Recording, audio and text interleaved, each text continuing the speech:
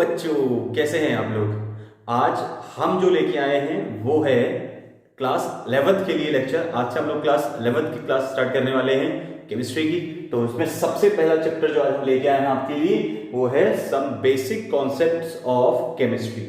Chemistry के कुछ basic concept के साथ आज हम लोग आने वाले हैं। और इस लेक्चर के अंदर आज जो हम स्टार्ट करेंगे वो स्टार्ट करेंगे इंट्रोडक्शन। तो इंट्रोडक्शन आज इस चैप्टर का होगा। इस चैप्टर के इंट्रोडक्शन से हम आप लोग आपको मिलाने वाले हैं, मतलब कि इस चैप्टर के अंदर हम लोग क्या क्या पढ़ने वाले हैं उसका आज हम लोग एक खाका तैयार करेंगे, एक बेस तैयार करेंगे इस चैप्टर से रिलेटेड। तो इस चैप्टर में जो भी चीजें आएंगी बहुत ही बेसिक सी चीजें हैं और धीरे धीरे धीरे धीरे वो चीज हमको सब्जेक्ट के अंदर और स्ट्रॉन्ग करते हुए चले जाएंगे। क्लियर। बात करते हैं सबसे पहले इस चैप्टर के अंदर जो हम बात करेंगे वो बात करेंगे साइंस की। बच्चों साइंस क्या होती है, हम क्या समझते हैं साइंस से, ठीक है। इजी वे में बात करेंगे। साइंस क्या होती है। साइंस जो है वो लैटिन वर्ड से मिलकर बना है। एक लैटिन वर्ड से जनरेट हुआ है और वो लैटिन वर्ड हमारे पास क्या होता है, वो लैटिन वर्ड हमारे पास है साइंटिया। वो लैटिन वर्ड हमारे पास क्या है बच्चों, साइंटिया। और इस साइंटिया का मतलब होता है, इसका मतलब होता है नॉलेज। इसका मतलब क्या होता है बच्चों, नॉलेज होता है। और नॉलेज को हम हिंदी में क्या बोलते हैं बच्चों, ज्ञान बोलते हैं। क्लियर हो गया।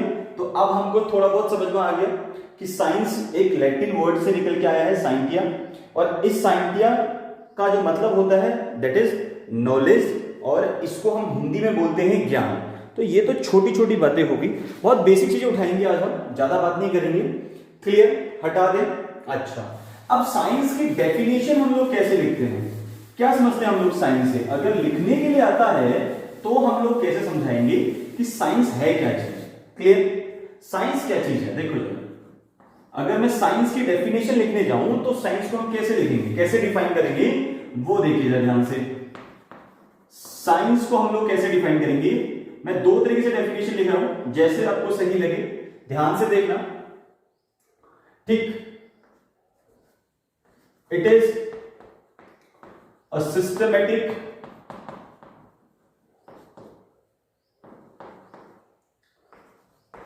स्टडी ऑफ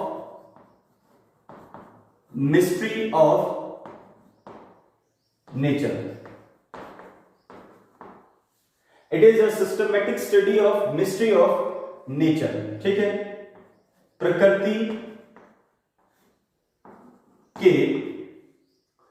प्रकृति के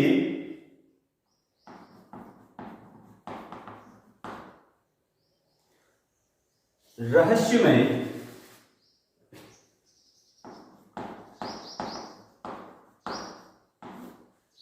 व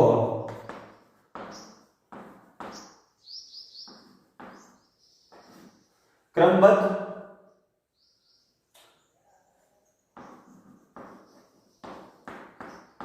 अध्ययन को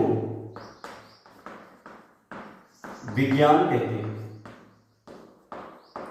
ठीक है, साइंस क्या है, it is a systematic study of, it is a systematic study of mystery of nature. ठीक है, प्रकृति के रहस्यमय व क्रमबद्ध अध्ययन को ही हम लोग क्या बोल देते हैं, विज्ञान बोलते हैं। और हम इसको कैसे डिफाइन करेंगे, ध्यान से देखो जरा।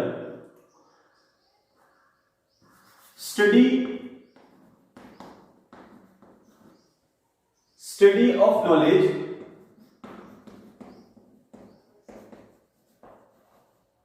अबाउट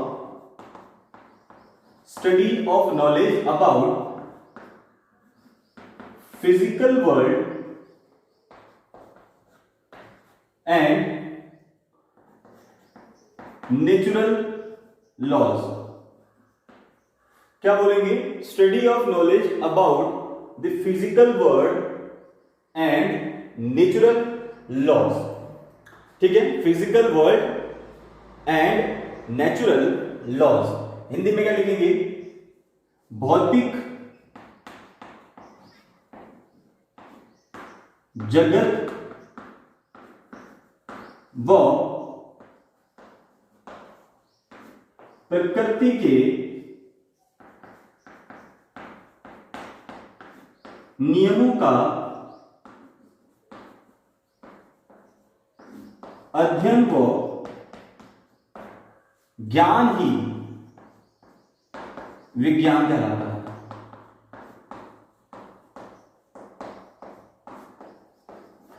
प्रकृति के नियमों और भौतिक जगत का अध्ययन वो ज्ञान ही क्या कहलाता है? विज्ञान कहलाता है। तो ये दो तरीके हैं जिनसे हम इस साइंस की डेफिनेशन को आसानी से समझ सकते हैं कि साइंस होती क्या चीज है, किसे हम लोग साइंस बोलते हैं और कैसे हम उसको डिफाइन करने वाले हैं। ठीक है, क्लियर हो गया। अब एक तरीके से हम और डिफाइन कर सकते हैं कि सिस्टमेटिक अरेंजमेंट ऑफ नॉलेज भी कह सकते हैं कि जो ज्ञान होता है उसको सिस्टमेटिक तरीके से अरेंज करना भी साइंस ही कहलाता है। ठीक है, क्लियर हो गया। क्या बोला? It is a systematic study of mystery of nature. ठीक है, यानी कि प्रकृति के रहस्यमय व क्रमबद्ध अध्ययन को ही हम क्या बोलते हैं? विज्ञान बोल देते हैं। Study of knowledge about the physical world and the natural laws, भौतिक जगत व प्रकृति के नियमों का अध्ययन वो ज्ञान ही विज्ञान भी कहलाता है। One more thing is the systematic arrangement of knowledge. Systematic arrangement of knowledge को भी हम लोग साइंस कह सकते हैं। ठीक, तो ये थी कुछ साइंस की डेफिनेशन। अब थोड़ा सा साइंस की प्रैक्टिकल बातें करते हैं। ये तो थोड़ा सा ना चीजें ऐसी होगी कि जो हमने याद रखनी है ना। अब थोड़ा सा कुछ और बातें करते हैं। इसको भी हटा देते हैं यहां से और इसको भी हटा देते हैं। हमको पता लग गया ना 11th क्लास की लेक्चर चल रहा है और 11th क्लास के सबसे पहले चैप्टर के लेक्चर चल रहा है। चलिए, साइंस फिर से हम लिखेंगे और इधर लिखेंगे विज्ञान। अब हम लोग जो बताने वाले हैं, हम बताने वाले हैं कि साइंस को हम दो कैटेगरी में डिवाइड करते हैं। दो तरीके की साइंस को हम पढ़ते हैं बेटा। अपन को नहीं पता, लेकिन हम लोग दो तरीके की साइंस को ही डिफाइन करेंगे। ठीक है, हम लोग को पता होता है कि दो तरीके की साइंस होती है। सबसे पहला साइंस होती है रियल साइंस, रियल साइंस, और एक साइंस होता है स्यूडो साइंस। एक साइंस होती है स्यूडो साइंस। तो जगह बना के लिखेंगे स्यूडो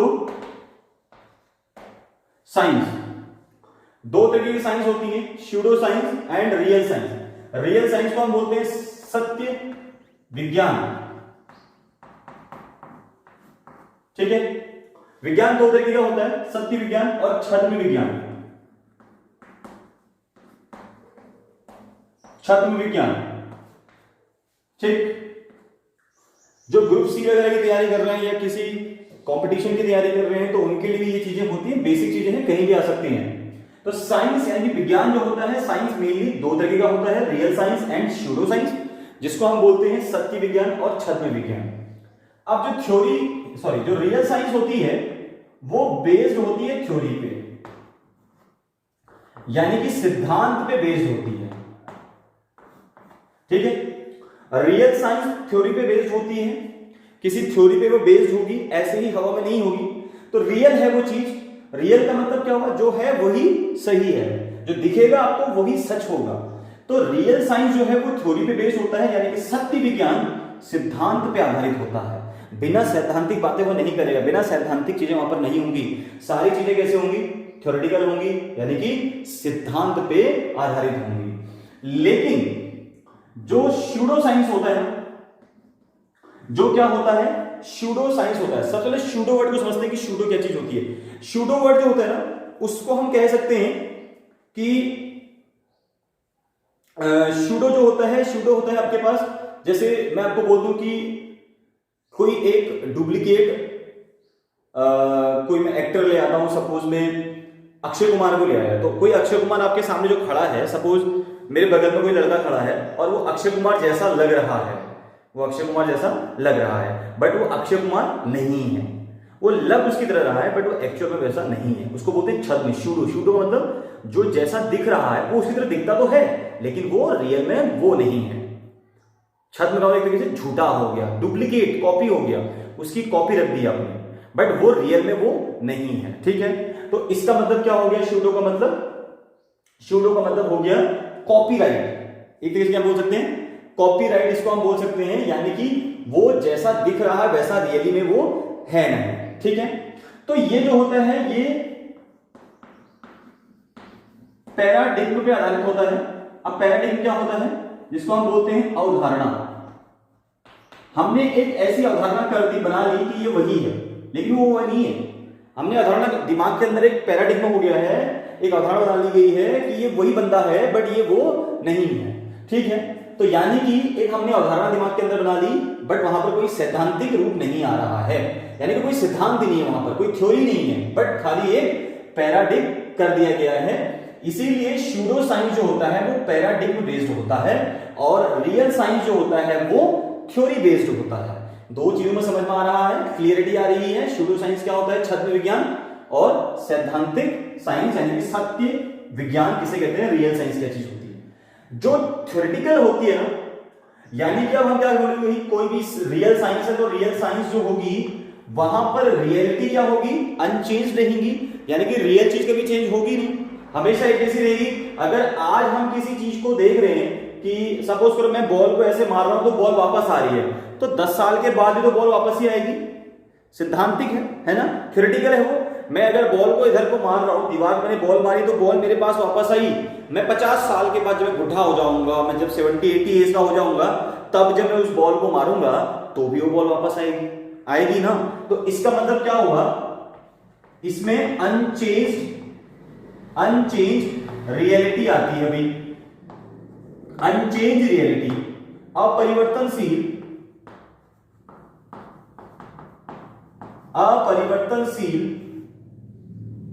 सत्य, अपरिवर्तनशील सत्य, यानी कि क्या बोला हमने? यहां पर कोई भी रियलिटी में चेंज नहीं आएगा। इसको हम क्या बोलेंगे? अपरिवर्तनशील सत्य, अनचेंज्ड रियलिटी। ठीक हो गया। लेकिन यहां पर पैराडिग्म में क्या होगा? चेंजेस आएंगे। ठीक है, ठीक। तो क्या बोलेंगे यहां पर हम लोग? चेंजिंग रियलिटी, परिवर्तनशील सत्य होता है यहां पर, परिवर्तनशील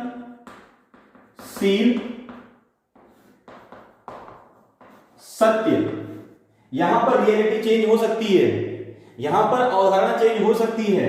आज अगर आप उसको अक्षय कुमार मान रहे हो, लेकिन कोई दूसरा बंदा हो सकता है कि उसको अक्षय कुमार ना माने, उसकी अवधारणा अलग हो सकती है आपसे, वो अलग तरीके से उसको लेके जा सकता है, वो अलग उसके लिए सोच सकता है। तो जो भी सूडो साइंस होता है वो चेंजिंग रियलिटी होती है वहां पर, यानी कि वहां पर चीजें एक जैसी हमेशा नहीं रहती हैं, समय समय के अनुसार बदलती रहती हैं। ठीक है, यानी कि वहां पर जो चीजें होंगी वो क्या होंगी?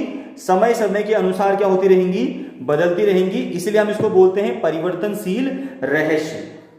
अब जो अनचेंज रियलिटी होगी, अपरिवर्तनशील सत्य होगा, वो दो ही तरीके का होगा। एक हो सकता है वो लिविंग, उसको हम बोल सकते हैं लिविंग साइंस, और दूसरा हो सकता है नॉन लिविंग साइंस। ठीक है, यानी कि जीवित विज्ञान कह सकते हो या फिर अजीवित विज्ञान कह सकते हैं। क्या समझ में आ रहा है भाई? कोई चीज चेंज नहीं हो रही है। थ्योरेटिकल चीजें क्या होंगी? मतलब या तो कोई, जैसे मैं हूं, या तो मैं जिंदा हूं या मैं मर गया, दो ही चीजें तो होंगी, या लिविंग होंगी या फिर नॉन लिविंग होंगी। ठीक है, या वो जिंदा होगा या फिर वो नहीं होगा, यानी कि लिविंग होगा या नॉन लिविंग होगा। दो ही चीजें सच है, दो ही तो सच है, सच्चाई दो ही है। तो सत्य यानी कि जो रियल साइंस है वो दो ही पे बेस्ड है, या तो लिविंग साइंस होगी वो, या फिर नॉन लिविंग में होगी। बात क्लियर होगी? लेकिन चेंजिंग रियलिटी में क्या आएगा? यानी कि सूडो साइंस में आगे हम इसको किस तरीके से डिवाइड करेंगे? हमने बोला कि जो सूडो साइंस होती है वो पैराडिग्म होती है, यानी कि अवधारणा पर आधारित होती है। वहां पर चेंजिंग रियलिटी होती है, परिवर्तनशील सत्य होता है, चीजें बदल सकती हैं, आपकी अवधारणाएं चेंज हो सकती हैं, बट जो थ्योरेटिकली पहले से प्रूव्ड है उसके ऊपर आप कुछ नहीं कर सकते, वो हमेशा के लिए एक जैसा ही सत्य रहने वाला है। ठीक हो गया। लेकिन जो चेंजिंग रियलिटी है, इसमें सबसे बढ़िया एग्जांपल आपको देखने को मिलता है सोशल साइंस का। सोशल साइंस क्या है अपने पास? यानी कि सामाजिक विज्ञान क्या है आपके पास? ये जो सामाजिक विज्ञान की हम बात कर रहे हैं, ये सामाजिक विज्ञान आएगा किसके अंदर? ये सामाजिक विज्ञान आएगा चेंजिंग रियलिटी के अंदर, यानी कि पैराडिग्म, यानी कि सूडो साइंस। अब अच्छा, मैं क्यों सोशल साइंस को बोल रहा हूं कि ये सूडो साइंस होगी। क्लियर हो गया? क्यों इसको मैं बोल रहा हूं, इसके नीचे मेरे पास जगह बची नहीं है, तो मुझे इसको इरेज करना पड़ेगा, उसके बाद मैं ऊपर लिख पाऊंगा। एक बार फिर से इसको रिपीट करता हूं, उसके बाद फिर आगे बढ़ते हैं। ध्यान से सुनो, मैंने क्या बोला, साइंस को हम दो कैटेगरी में डिवाइड करेंगे, एक तो होगा रियल साइंस, एक होगा सूडो साइंस। गारंटी में बोल रहा हूं, पहली बार से इन चीजों को पढ़ रहे होगे। जितने बच्चे, जितने व्यूवर्स मेरे इसको देख रहे हैं, जितने भी इस वीडियो को देखेंगे मेरे बच्चे, या जितने भी मेरे व्यूवर्स इसको देखेंगे, प्लीज कमेंट सेक्शन में जरूर बताइएगा क्या ये नॉलेज आपके लिए नहीं थी, या ये नॉलेज आप पहले से ही आपको रिगेन थी। प्लीज कमेंट जरूर कीजिएगा। अगर आप इसके लिए पहली बार आ रहे हैं, या ये नॉलेज आपको पहली बार मिल रही है मेरे चैनल पे, या फिर मेरे वीडियोस के थ्रू, या मेरे थ्रू, तो प्लीज मुझे कमेंट पे जरूर बताएं कि ये वीडियो हमारे लिए सर बिल्कुल नया था, इसके अंदर जो चीजें आपने दी हैं ये बिल्कुल नई थी। तो मैं स्टार्टअप बड़ा अच्छा सा करने की कोशिश कर रहा हूं, इसलिए थोड़ा सा आपका भी सपोर्ट चाहिए। तो कमेंट सेक्शन में मुझे जरूर कमेंट करके बताएं कि ये चीज आपके लिए नई थी। आते हैं अपने टॉपिक पे। मैंने बोला कि साइंस क्या होती है बच्चों, साइंस दो तरीके से डिफाइन करते हैं हम लोग, एक होती है रियल साइंस, एक होती है सूडो साइंस। हिंदी वालों के लिए सत्य विज्ञान और छद्म विज्ञान। छद्म का मतलब होता है जो जैसा दिखता है वैसा होता नहीं है, मतलब किसी का कॉपीराइट, ठीक है। जो रियल साइंस होती है वो थ्योरेटिकल होती है, यानी कि सिद्धांत पे आधारित होती है, बट जो सूडो साइंस होती है वो पैराडिग्मा होती है। पैराडिग्मा का मतलब एक अवधारणा बना देते हैं लोग, ठीक है। अवधारणा को तो समझते हैं ना। अब अवधारणाएं चेंज होती हैं, बट थ्योरी कभी चेंज नहीं होती है। थ्योरी को चेंज नहीं कर सकते आप, सिद्धांतों को चेंज नहीं कर सकते, ठीक है। लेकिन अब अवधारणाएं अलग अलग हो सकती हैं। मैं किसी के लिए अवधारणा कुछ रख सकता हूं, कोई दूसरा बंदा किसी उसके लिए कोई दूसरी अवधारणा रख सकता है। क्लियर? अब जितनी भी रियल साइंस होती है, थ्योरी बेस होती है, वो अनचेंज्ड रियलिटी होती है, अपरिवर्तनशील सत्य। जो थ्योरेटिकल है वो चेंज नहीं होगा। मतलब क्या मतलब हुआ इसका, अगर मैं एक बॉल को दीवार पे मारूं तो वो दीवार से हमेशा क्या आएगी, वापस आएगी मेरे पास। आज मैं कितनी एज का हूं, 26-27 साल का हूं, तो आज मैं जब बॉल को मार रहा हूं दीवार पे तो वो मेरे पास वापस आ रही है। तो क्या मैं जब 70-80 साल का हो जाऊंगा तब मैं दीवार पे बॉल मारूंगा, क्या बॉल मेरे पास नहीं आएगी? क्या बॉल उड़ जाएगी? नहीं ना, तो भी बॉल मेरे पास ही आएगी। तो इसका मतलब क्या हुआ, यहां जो थ्योरेटिकल है, जो सैद्धांतिक है, वो अपरिवर्तनशील है, वो परिवर्तन होने वाला नहीं है, आप कुछ भी कर लो, ठीक है। दूसरा मैंने क्या बोला, यहां चेंजिंग रियलिटी होगी, यानी कि जो छद्म विज्ञान होगा, सूडो साइंस होगा, वहां पर परिवर्तन होंगे। क्यों परिवर्तन होंगे? क्योंकि वहां पर अवधारणाएं हैं। अवधारणाएं मतलब क्या हुआ, सपोज करो मैं आज बोलूं कि यार ये मुझे अक्षय कुमार जैसा लग रहा है, ये अक्षय कुमार है, लेकिन हो सकता है मैं 4 साल बाद क्या बोलूं, ये अक्षय कुमार नहीं है, अक्षय कुमार तो ये है। जब मेरे सामने कोई रियल अक्षय कुमार आ जाएगा, या मेरे सामने जब रियल का अक्षय कुमार आ जाएगा, तो फिर मेरी अवधारणा क्या हो जाएगी, चेंज हो जाएगी। कॉपीराइट को फिर मैं क्या बोल दूंगा, ये अक्षय कुमार नहीं है, फिर ये अक्षय कुमार है।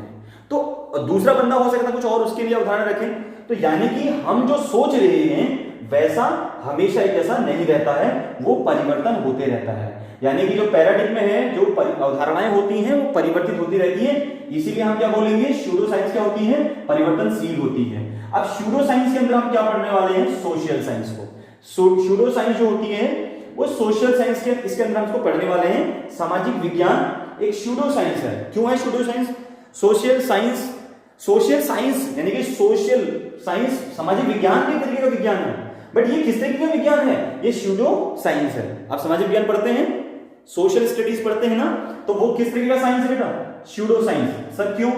इसलिए क्योंकि उसके अंदर आप लोग क्या पढ़ते हो, पॉलिटिकल साइंस पढ़ते हो, उसके अंदर आप क्या पढ़ते हो, इकोनॉमिक्स वगैरह पढ़ते, इकोनॉमिकल साइंस पढ़ते हो, जो भी पढ़ते हो, मेरे को उसकी उतनी नॉलेज है नहीं, तो ये सारी चीजें उसके अंदर आप पढ़ते हो, ठीक है। आप इकोनॉमिक्स पढ़ते हो, उसके अंदर इकोनॉमी वगैरह देखते हो, आप सोशियोलॉजी उसके अंदर पढ़ते हो, ठीक है, ये सारी चीजें आप उसके अंदर पढ़ते हो, तो वो सब चेंज होती रहती है।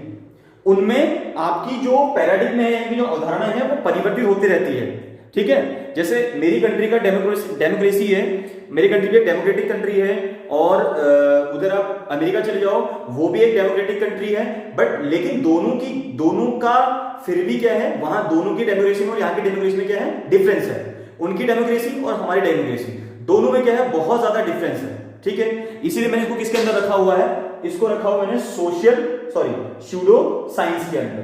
क्लियर? अब इसके आगे मुझे इरेज करना पड़ेगा, तभी मैं इसको आगे क्लियर कर पाऊंगा। हटा दें इसको, चलिए हटा देते हैं। अब इसको थोड़ा सा हटा देते हैं, ठीक। अब हम स्टार्ट करेंगे वहीं से जहां से हमने छोड़ा था।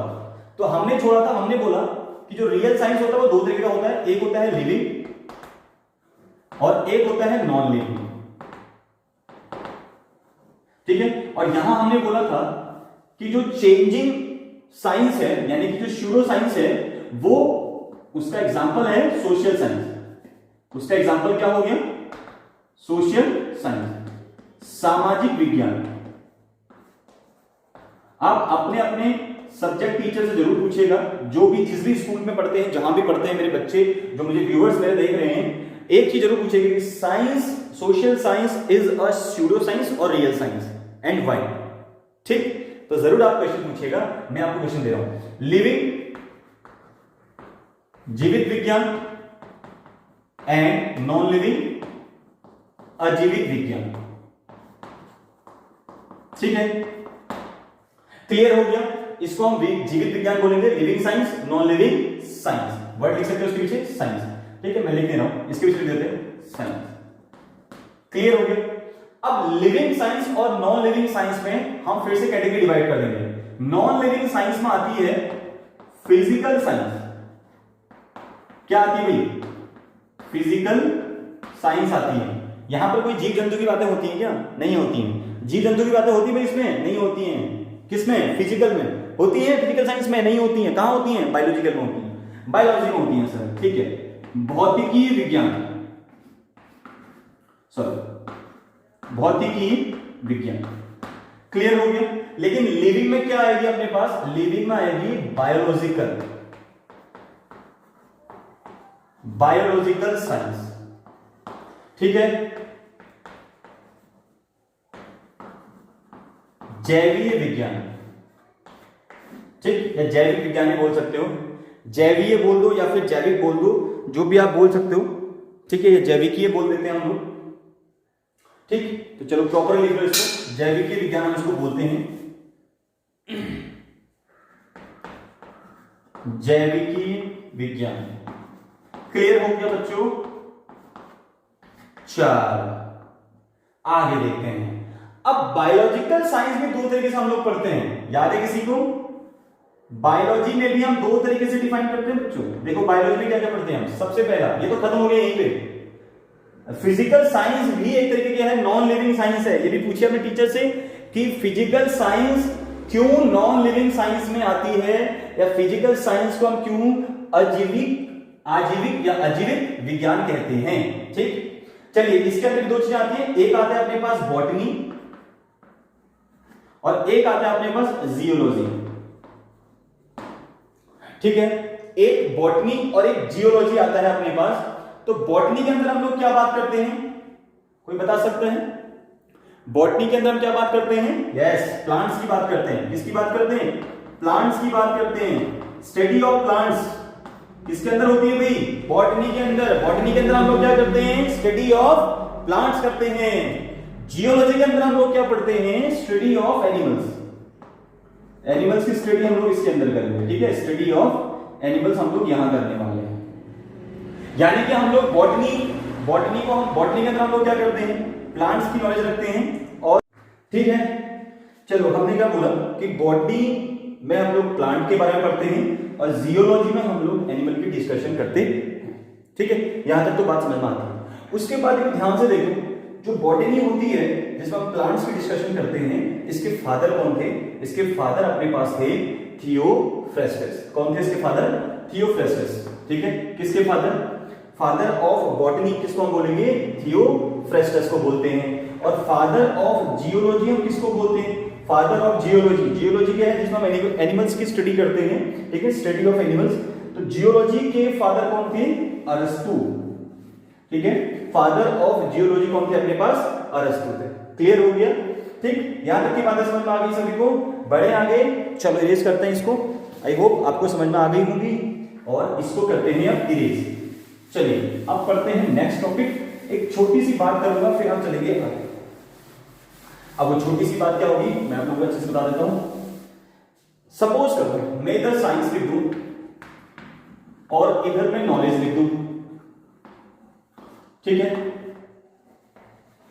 यानी कि इधर हो गया ज्ञान और इधर हो गया विज्ञान। तो ये ज्ञान और विज्ञान में क्या डिफरेंस है? अगर मैं इन दोनों की बात करूं तो इन दोनों में मेजर डिफरेंस क्या है यार, व्हाट इज ज्ञान एंड व्हाट इज विज्ञान, यानी कि साइंस और नॉलेज में क्या डिफरेंस है। ध्यान से देखो, साइंस जो होती है ये होती है सर्चिंग ऑफ रियलिटी, ये सत्य की खोज है। Science is a searching of reality, it means कि सत्य की खोज करना ही साइंस है, ठीक है। और नॉलेज क्या है, उस सत्य को फील करना, ठीक है, ठीक। ये क्या है, ये क्या है, रियलिटी को फील करना, और ये क्या है, रियलिटी की सर्चिंग करना, ठीक। तो इसको हम क्या बोल सकते हैं एक वर्ड में, सर्चिंग ऑफ रियलिटी, सत्य की खोज। जो सही चीज है उसकी खोज जो होती है उसको हम बोलते हैं science. And feeling of reality, reality को फील करना, ठीक है, सत्य का अनुभव करना, सत्य को अनुभव करना ही कहलाता है नॉलेज। बस बेटा ये बहुत छोटी छोटी चीजें हैं, बहुत छोटी चीजें हैं, बट जब कभी किसी प्लेटफॉर्म पे या फिर कहीं पर ये चीजें पूछी जाती हैं तो हम वहां पर पीछे रह जाते हैं, जस्ट बिकॉज ऑफ बेसिक, छोटे छोटे बेसिक्स की वजह से हम लोग पीछे रह जाते हैं। तो ध्यान रखना इस बात को भाई, साइंस क्या है, it is searching of reality, सत्य की खोज साइंस है। बट व्हाट अबाउट नॉलेज, यानी कि ज्ञान क्या है, ज्ञान सिर्फ फीलिंग ऑफ रियलिटी है, उस सत्य को अनुभव करना ही ज्ञान कहलाता है, ठीक है। चलिए अब हम लोग केमिस्ट्री में कैसे आए, ये तो हम लोग साइंस की बातें कर रहे हैं, बट हम लोग यहां से केमिस्ट्री के अंदर कैसे आए। केमिस्ट्री के अंदर आने में देखो जरा, अब इसके बाद मैं एक सेंटेंस लिखूंगा, उसको आप थोड़ा सा समझो। Due to the expansion and diversification, expansion को बोलते हैं बेटा विस्तार, मतलब किसी चीज का विस्तार होना, और डाइवर्सिफिकेशन को बोलते हैं विविधता,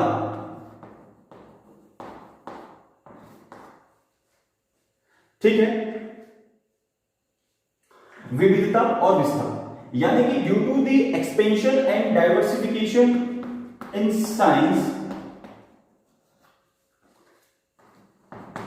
it has been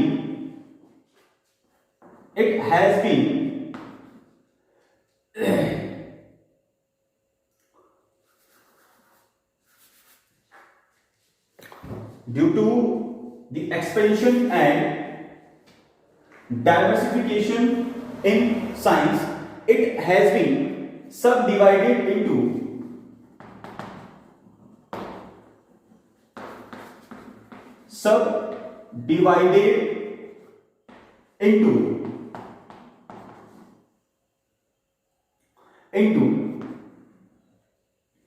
various parts like chemistry, अब आया देखो केमिस्ट्री में हम लोग अब आए फिजिक्स, अब सब टॉपिक्स पे आएंगे हम लोग, ठीक है, and as well as biology. यार अब आगे अपने टॉपिक में हम लोग देखो, जहां हम पढ़ने वाले हैं केमिस्ट्री के बारे में, ध्यान से सुनो। Due to the expansion and diversification in science, it has been subdivided into various parts like chemistry, physics and biology. Science मैंने आपको बोला कि बहुत ज्यादा एक्सपेंशन हो चुका था, साइंस में बहुत ज्यादा एक्सपेंशन आ चुका था, बहुत विस्तार हो चुका था साइंस का, और विविधता भी बहुत आ चुकी थी, डाइवर्सिफिकेशन भी बहुत ज्यादा हो चुका था साइंस के अंदर। तो विविधता को देखते हुए, डाइवर्सिफिकेशन को देखते हुए, एक्सपेंशन को देखते हुए साइंस को फिर और सब कैटेगरीज किया गया, यानी उसको सब डिवाइडेड फिर से कर दिया गया, उसकी सब कैटेगरीज फिर से बना दी गई। कुछ हिस्से को केमिस्ट्री में डाल दिया, कुछ हिस्से को फिजिक्स में डाल दिया, कुछ हिस्से को बायोलॉजी में डाल दिया, ठीक है। तो इस तरीके से साइंस का डाइवर्जन हुआ था, इस तरीके से साइंस का डिवाइडेशन हुआ था, साइंस इस तरीके से बटा हुआ था। अब हम आएंगे अपने टॉपिक केमिस्ट्री के अंदर। Now we will start what is chemistry, right. हटा दें इसको, फिजिक्स को आप फिजिक्स में पढ़ोगे, बायोलॉजी को बायोलॉजी में पढ़ोगे, लेकिन साइंस की पूरी यहां तक की कहानी जो हमने पढ़ी थी, जो भी हमने पढ़ी जितनी भी हमको आती थी इस बारे में नॉलेज जितनी भी थी वो सब आप फिजिक्स में पढ़ोगे, केमिस्ट्री में पढ़ोगे and as well as biology में भी पढ़ोगे। लेकिन इसके बाद यहां से तीनों के रास्ते अलग हो जाएंगे। यहां से तीनों साइंस के रास्ते क्या हो जाएंगे, अलग अलग हो जाएंगे। जैसे हमने तो पढ़ना है केमिस्ट्री, तो केमिस्ट्री का रास्ता अलग हो गया यहां से, ठीक है। अब हम पढ़ेंगे रसायन के बारे में कि केमिस्ट्री क्या होता है, ठीक है। तो भैया रसायन क्या चीज है, केमिस्ट्री क्या चीज है, ठीक। केमिस्ट्री है क्या चीज है, पॉइंट्स लिखते हैं।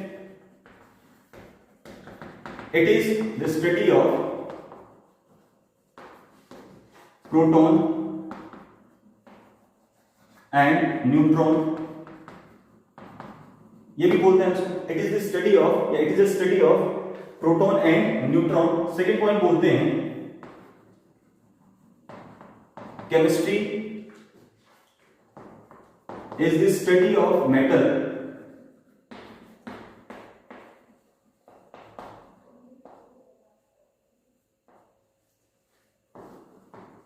composition,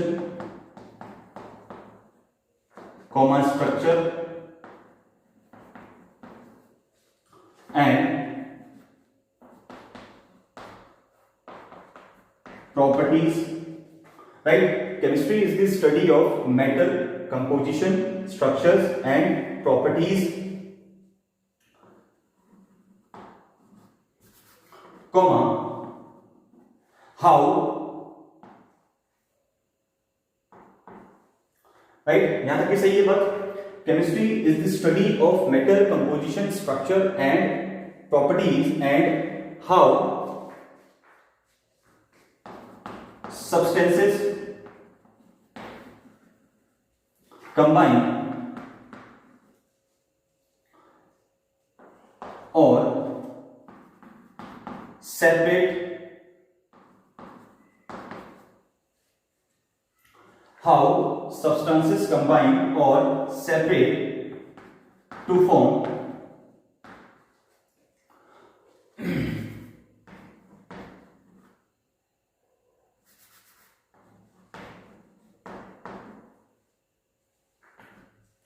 why or how substances combine or separate to form other substances, ठीक है। and how substances interact with energy,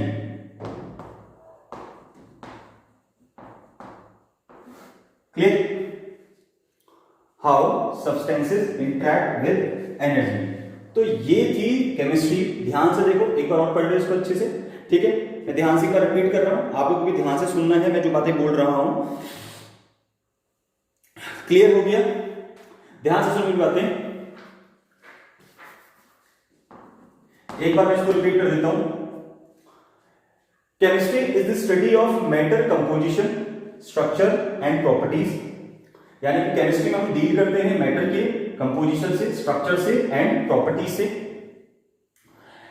and why और हाउ सब्सटेंसेस कंबाइन और separate to form other substances. मतलब सब्सटेंसेस जो होती हैं वो क्यों कंबाइंड होती हैं और क्यों होती है और कैसे होती है। हाउ एंड व्हाई दोनों पूछ रहे हैं, क्यों होती है और कैसे होती है, और क्यों वो कंबाइन होके अदर सब्सटेंसेस को बनाती हैं और क्यों सेपरेट होके भी अदर सब्सटेंसेस को रिफॉर्म करती है, ठीक है, या फॉर्मेशन उनका करती है। And how substances interact with energy, और सब्सटेंस जो होता है वो कैसे एनर्जी के साथ इंटरैक्ट अपने आप को करता है। अब सब्सटेंस को यहां पर हम मैटर ले सकते हैं, ठीक है। मैटर एनर्जी के साथ किस तरीके से इंटरैक्ट करता है इसके बारे में हम लोग केमिस्ट्री में डील करते हैं। Basically we will deal with the matter, composition, structure as well as their properties, ठीक है। दूसरा पॉइंट मैंने लिखा था, इसी में मैंने ऐड कर दिया व्हाई और हाउ सब्सटेंसेस कंबाइन और separate to form other substances and how substances interact with the energy, ठीक है। और पहला पॉइंट में लिखा ही हुआ है it is the study of proton and neutron, इसको हम लोग कहते हैं। तो दो पॉइंट तो आपको ये याद होने ही चाहिए। दूसरा पॉइंट तो आपको याद होना ही चाहिए, chemistry is the study of matter, composition, structure as well as their composition, how and why substances combined और separated to form the other substances and how substances interact with the energy. ठीक है, how substances interact with the energy. Erase करते हैं, आगे बढ़ते हैं। ये तो हो गया केमिस्ट्री के बारे में छोटी बात। अच्छा, तीसरा एक और पॉइंट लिख सकते हैं, छोटा सा तीसरा पॉइंट एक और लिख सकते हैं। Chemistry involve in everything we do. In everything we do, chemistry involve in everything we do, whatever we do, whatever कुछ भी हम कर दें वो सब में केमिस्ट्री है। whatever we do, like from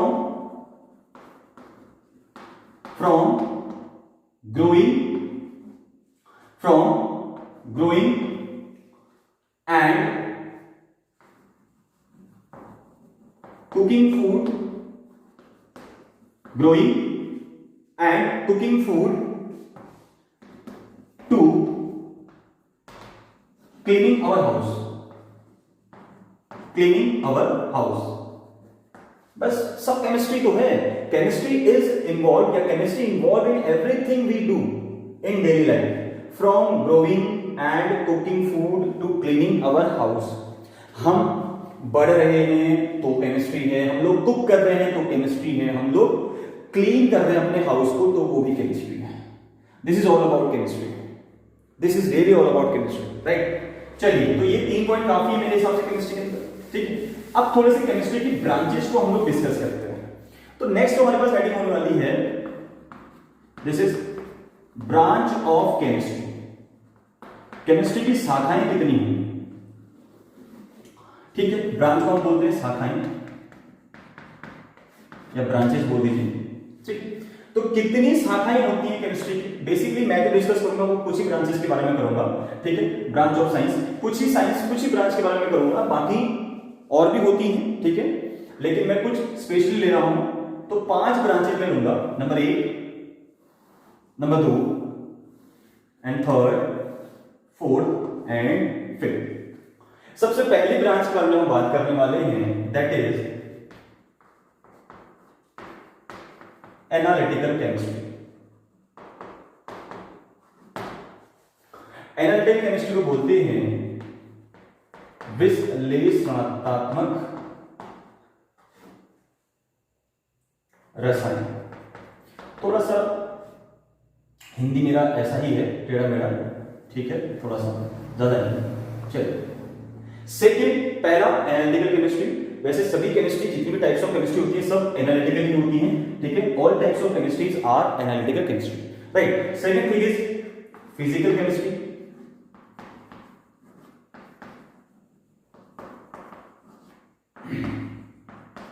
भौतिक रसायन, विजिबिलिटी क्लियर नहीं हुई है, जैसे कि लिख देते हैं, ध्यान से देखें। भौतिक रसायन, ठीक है। Next, organic chemistry. सर बहुत खतरनाक है, कोई खतरनाक नहीं है, ठीक है, हम लोग सही से पढ़ेंगे इसको। ऑर्गेनिक केमिस्ट्री, जिसको हम बोलते हैं कार्बनिक रसायन। ठीक हो गया बच्चों, 3 हो गए ब्रांचेस। पहली branch analytical chemistry, second one is physical chemistry, third is organic chemistry and fourth one is inorganic chemistry. Inorganic chemistry, this is और कार्बनिक रसायन।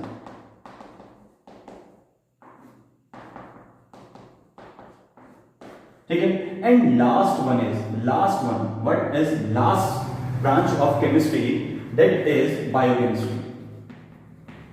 Biochemistry which deals with the living organism, ठीक है, the chemical processes of living organism के बारे में जिसमें बात करते हैं, that is biochemistry। ठीक, इसको हम बोलते हैं जैविक रसायन या जीव रसायन बोल दो।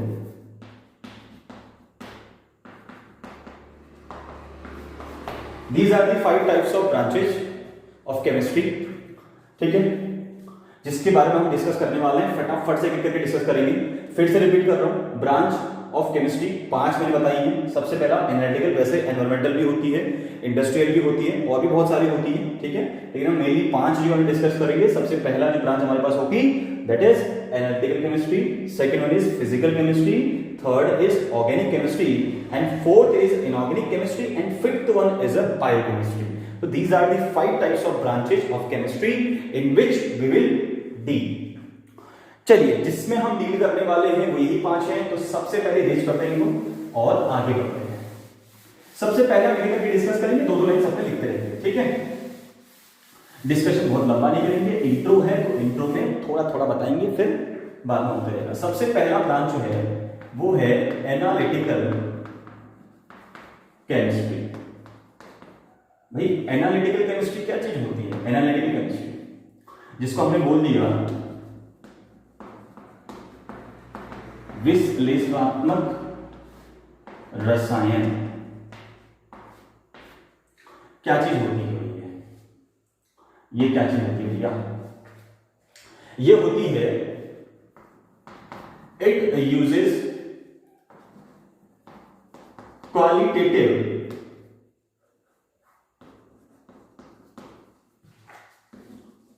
and quantitative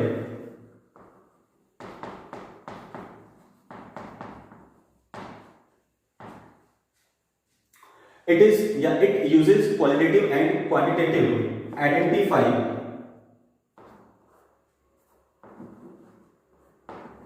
या observation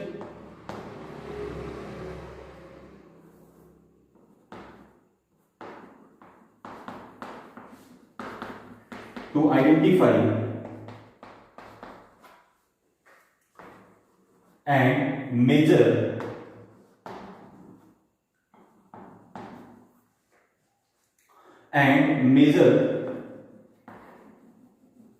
the chemical and physical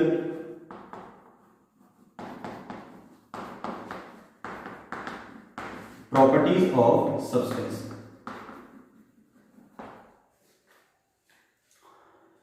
clear हो गया? It uses the qualitative and quantitative observation to identify. इसमें हम बेसिकली क्वालिटेटिव और क्वांटिटेटिव ऑब्जर्वेशन को आइडेंटिफाई करने के लिए इसका यूज करते हैं। एनालिटिकल का मतलब क्या है? किसी सब्सटेंस की क्वालिटी को हम लोग यहां से मेजर करते हैं, या क्वालिटी को हम ऑब्जर्व करते हैं, आइडेंटिफाई करते हैं, और उसकी क्वांटिटी को भी हम यहां से बताते हैं। दूसरा, measure the chemical and physical properties of the substances, ठीक है। ये सबसे इंपॉर्टेंट पॉइंट यहां से यही रहेगा कि इसको हम बेसिकली क्वालिटेटिव और क्वांटिटेटिव के लिए हम लोग इसको यूज करने वाले हैं, एनालिटिकल केमिस्ट्री को, ठीक है। all types of chemistry all types of chemistry are basically analytical। जितने भी टाइप की केमिस्ट्री होती हैं वो सभी टाइप की केमिस्ट्री बेसिकली क्या होती है? एनालिटिकल ही होती है। तो वो क्वांटिटेटिव होंगी या वो क्वालिटेटिव होंगी, ठीक है। क्लियर हो रहा है? चलिए, तो it uses qualitative as well as quantitative observation to identify and measure the chemical and physical properties of substances। दूसरा पॉइंट मैंने बोला, all types of chemistry are the basically analytical chemistry या analytical होती, ठीक है। चलिए हटा दें, दूसरा देखते हैं। दूसरा टाइप हमारे पास क्या होता है? एक एक लाइन इसमें डिस्कस करेंगे। आपको थोड़ा थोड़ा इसमें पता होना चाहिए कि ये चीजें क्या क्या होती हैं, ठीक है।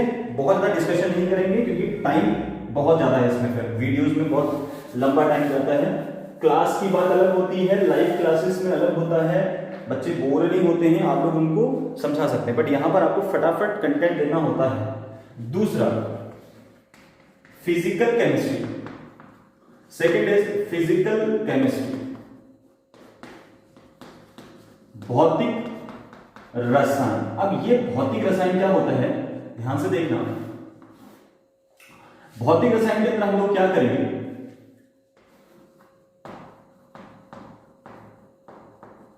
इन विच या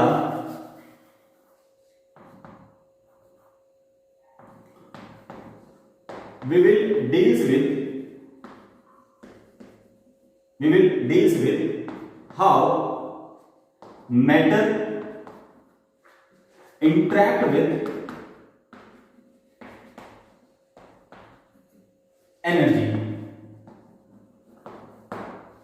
We will deals with how matter interact with energy.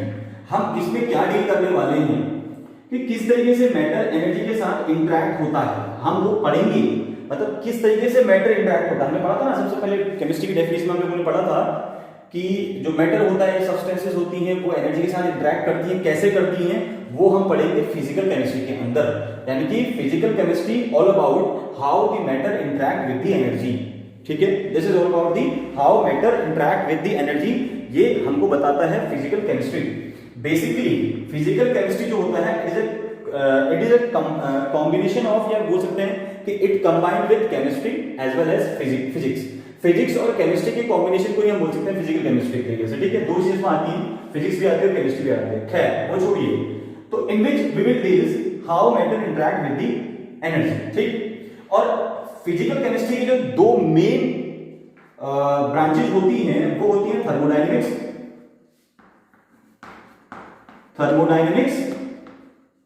And second होती है अपने पास quantum mechanics.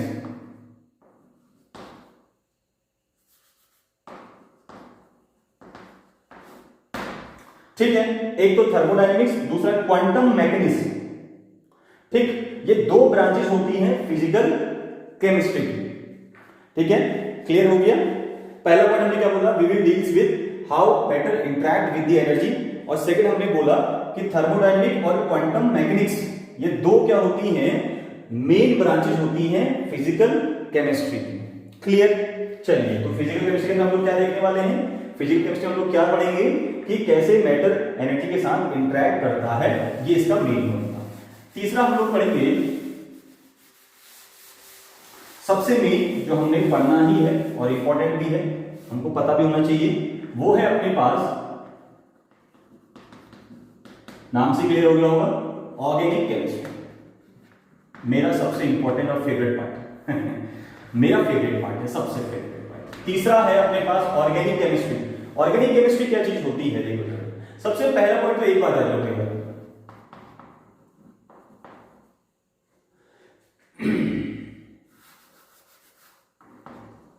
chemistry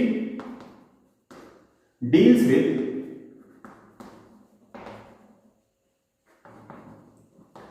those compounds which contain carbon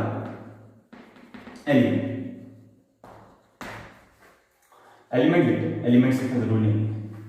this is organic chemistry. Chemistry basically not chemistry, organic chemistry.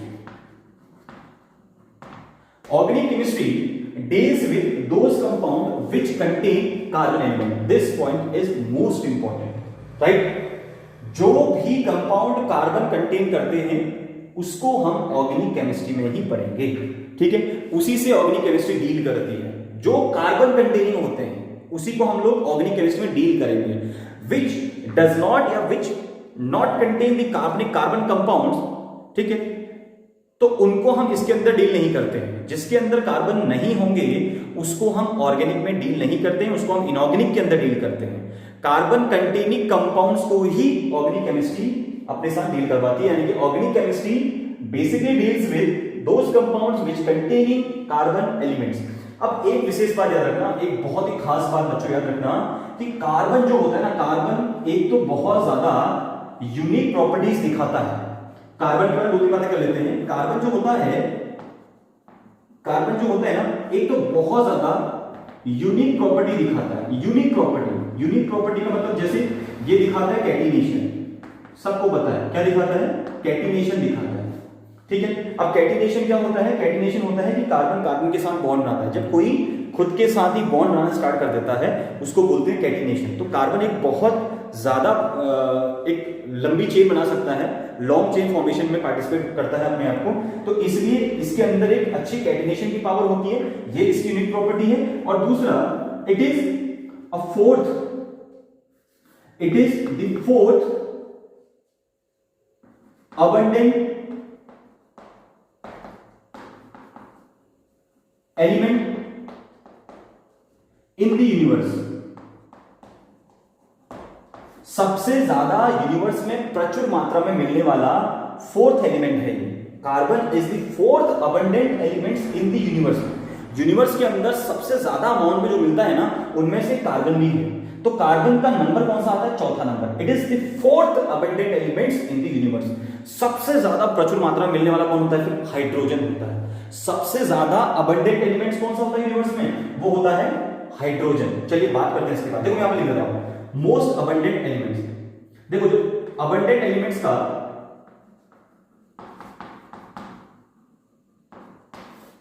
जो एक सीक्वेंस होता है, सबसे ज्यादा जो आपको मिलेगा वो मिलेगा आपको हाइड्रोजन। ठीक है, सबसे ज्यादा कौन मिलेगा अपने को? हाइड्रोजन मिलेगा। उसके बाद दूसरा कौन सा होता है अपने पास? दूसरा होता है अपने पास सेकंड जो सबसे ज्यादा अबंडेंट होता है वो होता है हीलियम। कौन सा होता है? हीलियम। और तीसरा अबंडेंट कौन सा होगा? ऑक्सीजन। ठीक है, सबसे तीसरे नंबर पे कौन आता है अपने पास? ऑक्सीजन। और चौथे नंबर पे कौन आता है अपने पास? हाइड्रोजन। और सॉरी हाइड्रोजन बोल रहा हूं, अपने पास कार्बन। और पांचवें नंबर पे आता है अपने पास नियॉन। और छठे नंबर पे आता है नाइट्रोजन। तो ये सबसे most abundant element which are present in universe. In universe, the most abundant elements are hydrogen, helium, oxygen, carbon, neon, nitrogen। सबसे ज्यादा abundant कौन होगा? ये, फिर helium, फिर oxygen, फिर carbon, फिर neon and फिर nitrogen। These are the most abundant element in universe, right? ठीक है, तो organic chemistry deals with those compounds which contain carbon। Carbon containing compounds को ही हम लोग ऑर्गेनिक केमिस्ट्री के अंदर डील करेंगे। ठीक है, और कार्बन की विशेष यूनिक प्रॉपर्टीज होती हैं कुछ। एक तो कैटिनेशन, खुद से बॉन्ड बनाना जानता है, और दूसरा ये फोर्थ मोस्ट अबंडेंट एलिमेंट्स होता है यूनिवर्स के अंदर। ठीक हो गया, चलिए रेस्ट करते हैं। और अबंडेंट एलिमेंट्स का क्या ऑर्डर है अपने पास? सबसे ज्यादा होता है हाइड्रोजन। सबसे most abundant elements in universe that is hydrogen. Second is, चलो मैं फिर से लिखता हूं इसी पॉइंट को क्योंकि ये बहुत इंपॉर्टेंट है भाई। Most abundant elements in universe, hydrogen. Then उसके बाद आपके पास दूसरा क्या लिखा था आपने? हीलियम, देन ऑक्सीजन, देन कहां बाहर hydrogen, carbon, then neon and then nitrogen. ये है मोस्ट अबंडेंट एलिमेंट्स। हाइड्रोजन सबसे ज्यादा मिलता है यूनिवर्स के अंदर, फिर हीलियम, फिर उससे कम ऑक्सीजन, कार्बन का चौथा नंबर होता है, नियॉन का पांचवा, और इसका छठा नंबर आता है। चलिए, तो ऑर्गेनिक केमिस्ट्री क्या है भाई? जो carbon hydrogen bond, carbon hydrogen bond से, जिसमें हम डील करते हैं कार्बन हाइड्रोजन बॉन्ड्स के बारे में। ठीक है, डील करते हैं, chemistry deals with carbon hydrogen bond. ठीक है, chemistry all about carbon hydrogen bonds, यानी कि जिसमें कार्बन हाइड्रोजन बॉन्ड्स के बारे में हम लोग डील्स करते हैं, this is called the organic chemistry. ठीक है, और जो कार्बन कंटेनिंग होती है, जितने भी हमारे अपने पास सब्सटेंसेस या फिर कंपाउंड्स होते हैं जो कार्बन कंटेन करते हैं, उसी को हम लोग ऑर्गेनिक केमिस्ट्री के अंदर, यानी कि कार्बनिक रसायन के अंदर डील करने वाले हैं। अगला अपने पास आता है इनऑर्गेनिक। क्लियर? इनऑर्गेनिक केमिस्ट्री यानी कि अकार्बनिक रसायन। बट व्हाट इज अकार्बनिक यानी कि inorganic chemistry? In which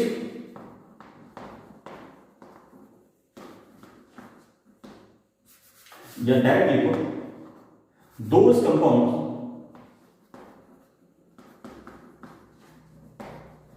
which does not contain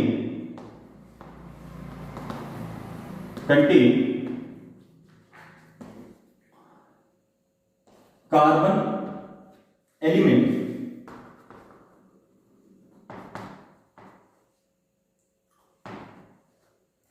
ठीक है, inorganic chemistry deals with those compound,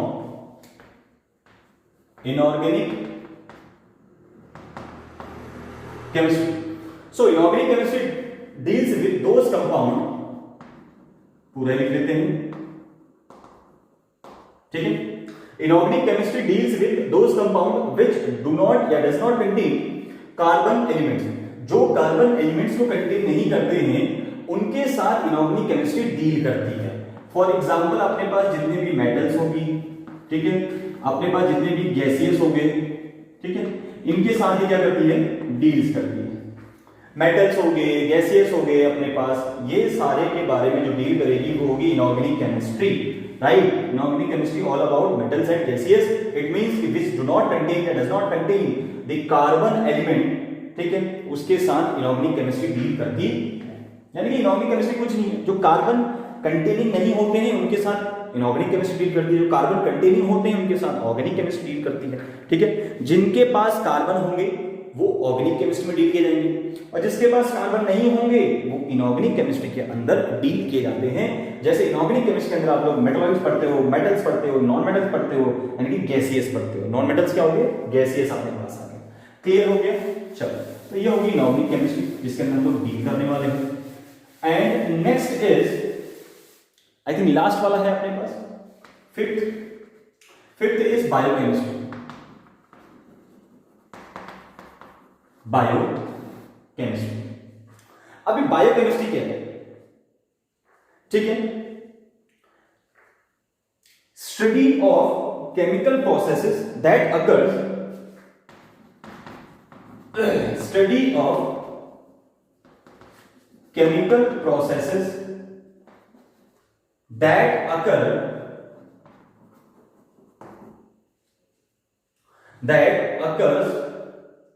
within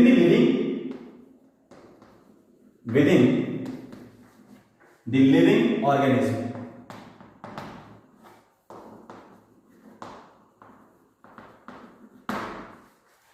ठीक है, जिनमें हम ऐसे केमिकल प्रोसेसेस के बारे में स्टडी करते हैं, ठीक है, that occurs with in the living organism, जो लिविंग ऑर्गेनिज्म के अंदर अकर्स होती हैं या पाई जाती हैं, उनमें उनकी जो केमिकल प्रोसेसेस होती हैं उनके बारे में स्टडी करते हैं, वो बायोकेमिस्ट्री के अंदर करते हैं। तो biochemistry all about the study of chemical processes that occurs in the living organism, ठीक है, केमिकल प्रोसेसेस की स्टडी होती है जो कि ऑर्गेनिज्म लाइफ जो लिविंग ऑर्गेनिज्म होती हैं उनके अंदर आपको मिलती है, ठीक है। तो biochemistry all about the living organism and the study of chemical processes, ठीक। तो हम इसको शॉर्ट में बोल सकते हैं study of chemical processes that occurs with in the living organism. तो ये थी अपने पास 5 टाइप की ब्रांचेस। ये तो थ्योरेटिकल हो गया थोड़ा सा। अब थोड़ा सा और बेसिक चीज जो आती है ना, लास्ट मेरा पॉइंट आज का रहेगा इस इंट्रोडक्शन से रिलेटेड, लास्ट टर्म रहेगा एप्लीकेशन ऑफ केमिस्ट्री। ये इंपॉर्टेंट है, एप्लीकेशन ऑफ केमिस्ट्री, ये बहुत इंपॉर्टेंट है। केमिस्ट्री को आप कहां कहां अप्लाई करते हैं, कहां कहां केमिस्ट्री यूज होती है। डेफिनेशन पढ़ ली, ब्रांच पढ़ ली, अब एप्लीकेशन पढ़ लो, ठीक है। पहली एप्लीकेशन, जैसे अपने पास नाइट्रिक एसिड होता है, नाइट्रिक एसिड या नाइट्रिक ऑक्साइड बोलो, सब नाइट्रिक ऑक्साइड। नाइट्रिक ऑक्साइड क्या होता है, एन। नाइट्रिक ऑक्साइड क्या होता है अपने पास, NO होता है। किसको बोलते हैं नाइट्रिक ऑक्साइड, NO को बोलते हैं, यानी कि NO is the nitric oxide.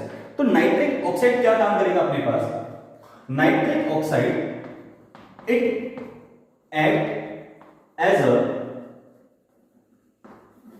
Messenger compound, it act as a messenger compound. चलो पहले आपको समझा देता हूं कि नाइट्रिक एसिड होता क्या है। नाइट्रिक एसिड जो होता है एक मैसेंजर की तरह, मैसेंजर कंपाउंड की तरह काम करता है ब्रेन के अंदर। किसके अंदर काम करता है, ब्रेन के अंदर काम करता है, फॉर द ट्रांसफॉर्मेशन या for the transmission of brain waves, ठीक है। जो ब्रेन की वेव्स होती हैं उनकी ट्रांसमिशन में ये एज अ मैसेंजर कंपाउंड की तरह एक्ट करता है, क्लियर हो गया। तो ब्रेन के अंदर सबसे इंपॉर्टेंट काम क्या हो गया नाइट्रिक ऑक्साइड का। मैं अगर केमिस्ट्री की बात करूं, केमिस्ट्री की एप्लीकेशन की बात करूं, तो सबसे इंपॉर्टेंट यही है, it act as a messenger compound. ठीक है, it act as a messenger compound, एक मैसेंजर कंपाउंड की तरह काम करता है। और दूसरा हमने बोला कि ये ट्रांसमिशन करता है ब्रेन वेव्स का। ठीक है, एक जगह से दूसरी जगह। क्लियर हो गया। In transmission it act as a messenger compound in transmission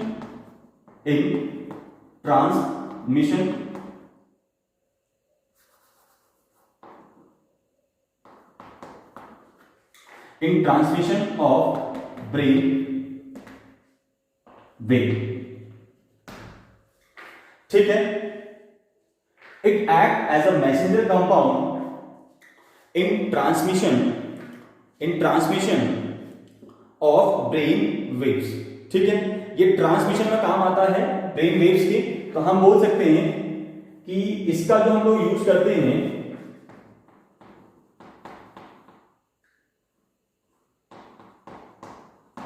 in transmission of brain waves. ठीक है, यानी कि ब्रेन वेव्स के ट्रांसमिशन में ये काम करता है as a messenger compound. Nitric oxide act as a messenger compound which या in the transmission of brain and पहला काम तो ये इसका हो गया। और इसका दूसरा फंक्शन क्या होता है, and in immune system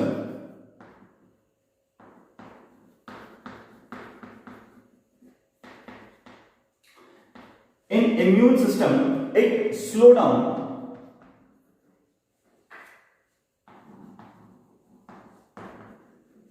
the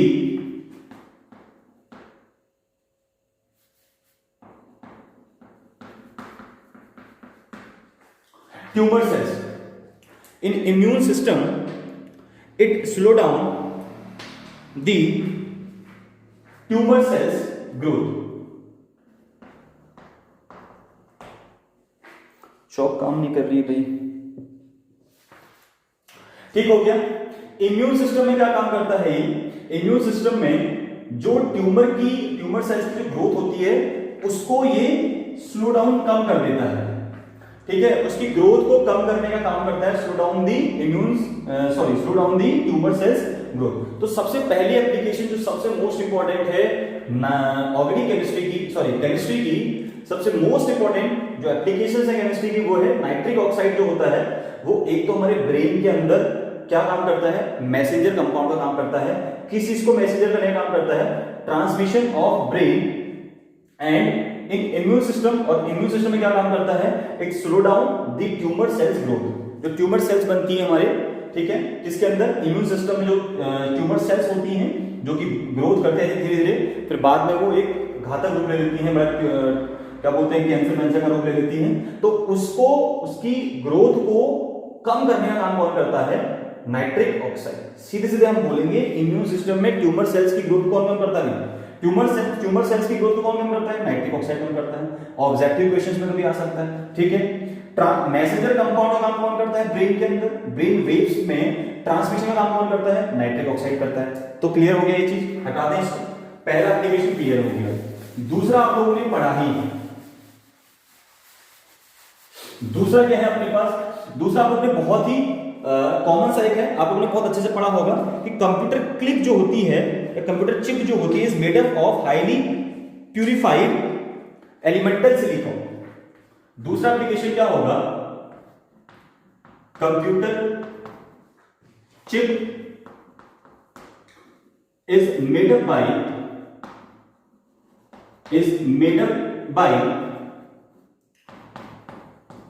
purified elemental silicon. सबको पता है ना भैया, जो कंप्यूटर की चिप होती है, देखिए चिप सभी ने छोटी सी होती है, कंप्यूटर की जो चिप होती है वो क्या होती है अपने पास, वो बनी होती है, is made up by purified elemental silicon. Elemental बोलते हैं प्योर फॉर्म को, एलिमेंटल का मतलब होता है प्योर फॉर्म। ठीक है, उसकी जो शुद्ध अवस्था होती है, जिस फॉर्म में मिलता है। एलिमेंटल का फॉर्म मतलब होता है जो वो मतलब कंबाइंड फॉर्म, एक तो होती है कंबाइंड फॉर्म, एक होती है एलिमेंटल फॉर्म। कंबाइंड फॉर्म का मतलब जब दो कंपाउंड एक कंबाइंड फॉर्म में मिलते हैं, और कुछ होते हैं जो एलिमेंटल फॉर्म में मिलते हैं, यानी कि अलग से सिलिकॉन प्योर फॉर्म में मिलता है आपको, कोई कॉम्बिनेशन या किसी के साथ कंबाइंड फॉर्म में नहीं आपको मिलता है, एलिमेंटल फॉर्म को बोलते हैं। ठीक है, क्लियर हो गया। Computer chip is made up by purified elemental silicon. Okay, clear. दो एप्लीकेशन हमने पढ़ ली। तीसरा हम पढ़ते हैं। चलो, तीसरा क्या होता है? Chemistry play an important role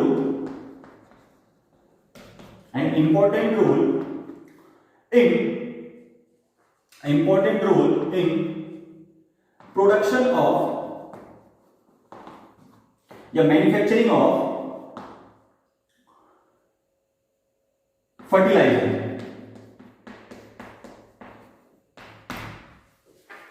ठीक है, फर्टिलाइजर के प्रोडक्शन में भी इसका इस्तेमाल किया जाता है। जैसे पहले अपने पास हो गया यूरिया के प्रोडक्शन में या यूरिया के मैन्युफैक्चरिंग में सबसे ज्यादा इंपॉर्टेंट रोल होता है केमिस्ट्री का। यूरिया हो गया, यूरिया जो है सबसे पहला अपने पास क्या होता है? ऑर्गेनिक कंपाउंड होता है। It is the first organic compound, it is a first organic compound form in lab. और इसको बनाया था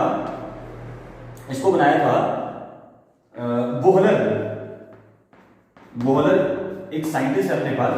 वोहलर ने क्या किया? सबसे पहले यूरिया को लैब में फॉर्म किया था इनऑर्गेनिक कंपाउंड से। ठीक है, अमोनियम साइनेट से। ठीक है, अमोनियम साइनेट से सबसे पहले जो लैब में इसका फॉर्मेशन किया था वो था वोहलर।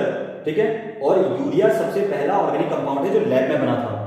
ठीक है, पहले वाइटल फोर्सेस से बनते थे सबसे पहले, यानी कि बिफोर 1830 या बिफोर 1820, 1828 से पहले जो कंपाउंड बनते थे ऑर्गेनिक कंपाउंड, वो सारे के सारे कहां बनते थे?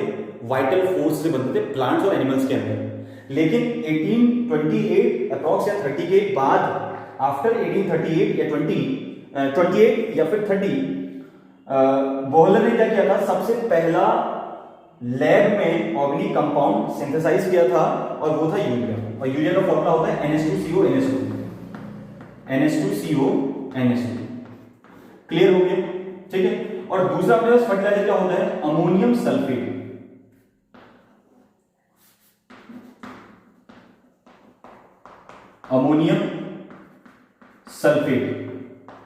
This is NH4 whole twice SO, ammonium sulphate. ठीक है, ये दोनों ही फर्टिलाइजर जो होते हैं, ये दोनों ही फर्टिलाइजर का काम करते हैं, urea as well as ammonium sulphate. ठीक है, both are increase the production of crops. ठीक है, both are increase the production of crop. लिख लेंगे ना इतना। ठीक है, चलिए, हमने क्या बोला? Chemistry play an important role in the production of fertilisers like urea and ammonium sulphate. ठीक है, बोथ आर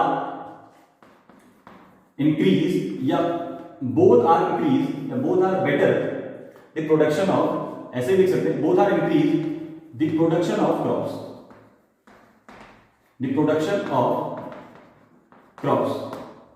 तो क्रॉप की प्रोडक्शन को बेटर करने के लिए भी हम लोग क्या करते हैं? केमिस्ट्री का इस्तेमाल करते हैं। और उनमें केमिस्ट्री क्या करती है?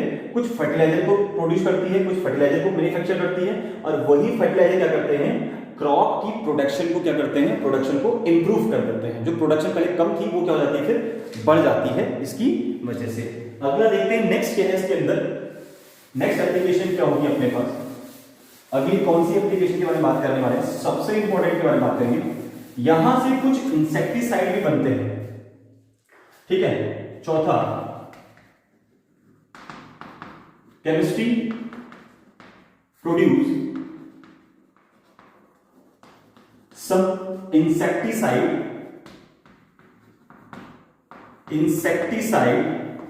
And pesticide.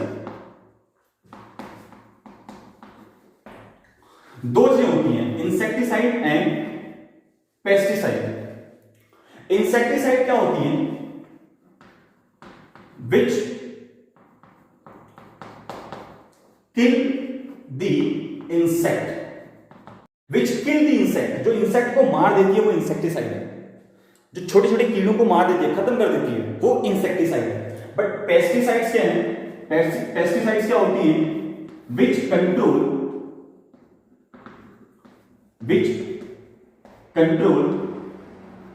द इंसेक्ट बोल दीजिए, या फिर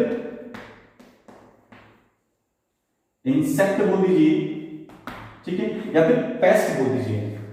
जो इंसेक्ट्स की ग्रोथ को या कंट्रोल करता है, जो कंट्रोल करने का काम करता है, वो होते हैं अपने पास इंसेक्टिसाइड्स। और पेस्टिसाइड्स क्या होते हैं? जो कंट्रोल करने के लिए यूज होती हैं, ठीक है, विच कंट्रोल द इंसेक्टिसाइड, या इंसेक्ट, जो इंसेक्ट को कंट्रोल करने का काम करती है या इंसेक्ट को कंट्रोल करने के लिए यूज की जाती है, वो पेस्टिसाइड्स हो गई।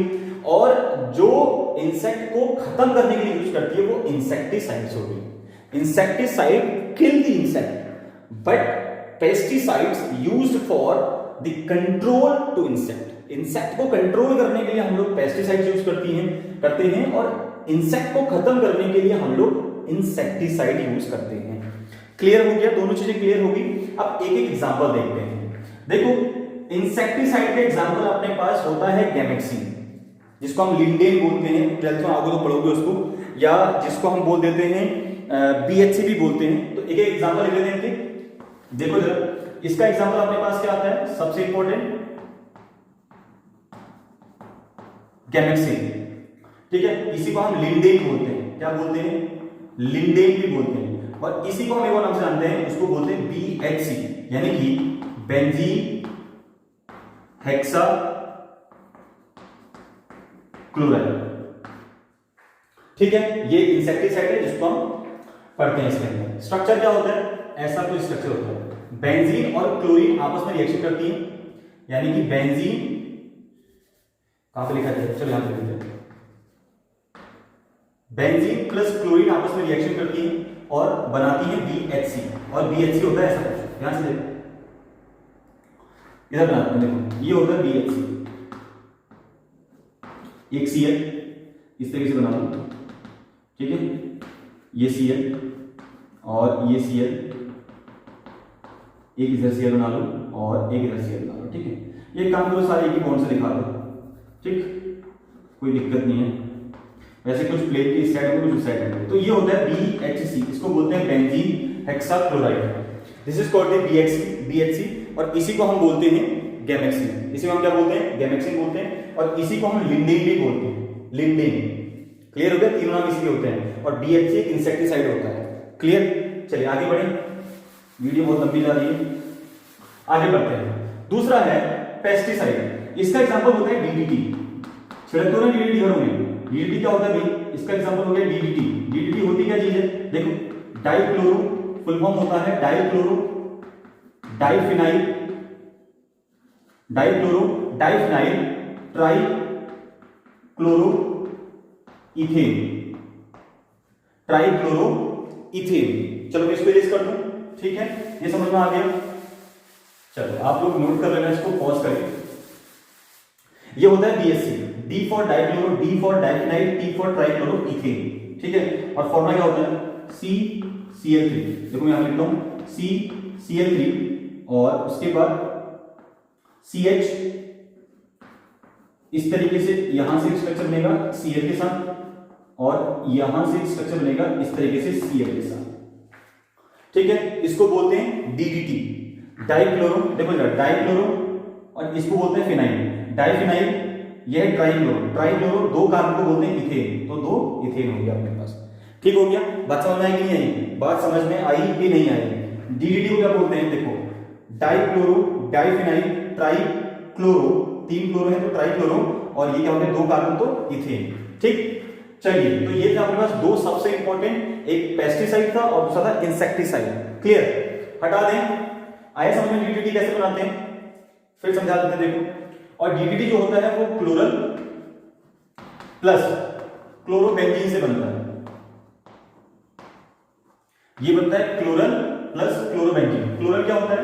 CCl3CHO और क्लोरोबेंजीन क्या होता है? ये दो क्लोरोबेंजीन के मॉलिक्यूल लेते हैं, ठीक है, दो क्लोरोबेंजीन के मॉलिक्यूल लेंगे और एक लेंगे अपने पास किसका?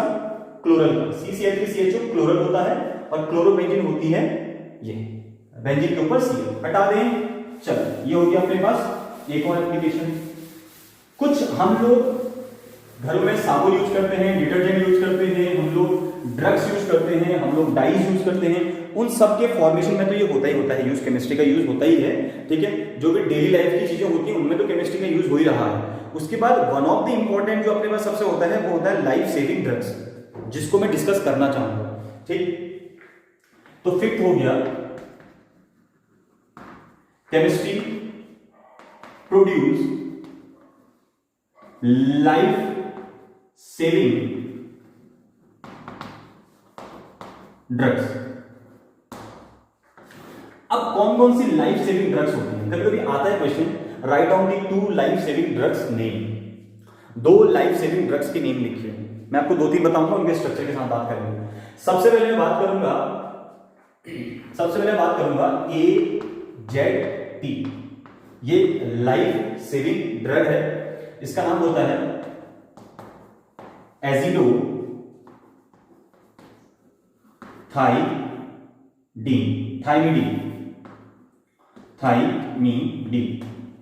एजिडोथाइमिडीन, इसका पूरा नाम ये होता है एजिडोथाइमिडीन। AZT शॉर्ट में लिखते हैं इसको, और नाम होता है एजिडोथाइमिडीन। क्लियर हो गया? अब इसका यूज कहां हम लोग करने वाले हैं? इसका हम लोग यूज कहां करने वाले हैं, ठीक है। इसका यूज कहां करेंगे हम लोग? देखो ध्यान से देखो, एजिडोथाइमिडीन का सबसे इंपॉर्टेंट रोल जो होता है, सबसे इसके स्ट्रक्चर की बात कर लेते हैं, फिर इसके यूजेस की बात करते हैं। स्ट्रक्चर की बात करते हैं, स्ट्रक्चर देखिए जरा, सबसे इंपॉर्टेंट इसका स्ट्रक्चर, फिर यूज की दोबारा करते रहेंगे, ठीक है। बेसिकली इसको एड्स के लिए हम लोग यूज करते हैं। एड्स जो विक्टिम होती है HIV फर्स्ट को ये रेजिस्ट करने का काम करता है, ठीक है। चलिए स्ट्रक्चर क्या होता है इसका? स्ट्रक्चर में ऐसा हो जाता है, ध्यान से देखो, ऐसा कुछ डबल बॉन्ड O, ध्यान से बनाना बेटा मेरे साथ, डबल बॉन्ड O NH, ठीक, again double bond O, again N, this and this,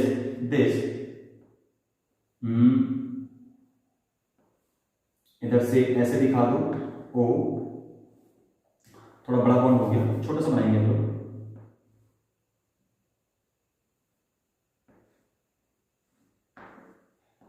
क्योंकि मेरे पास उतनी जगह होगी नहीं यहाँ पे।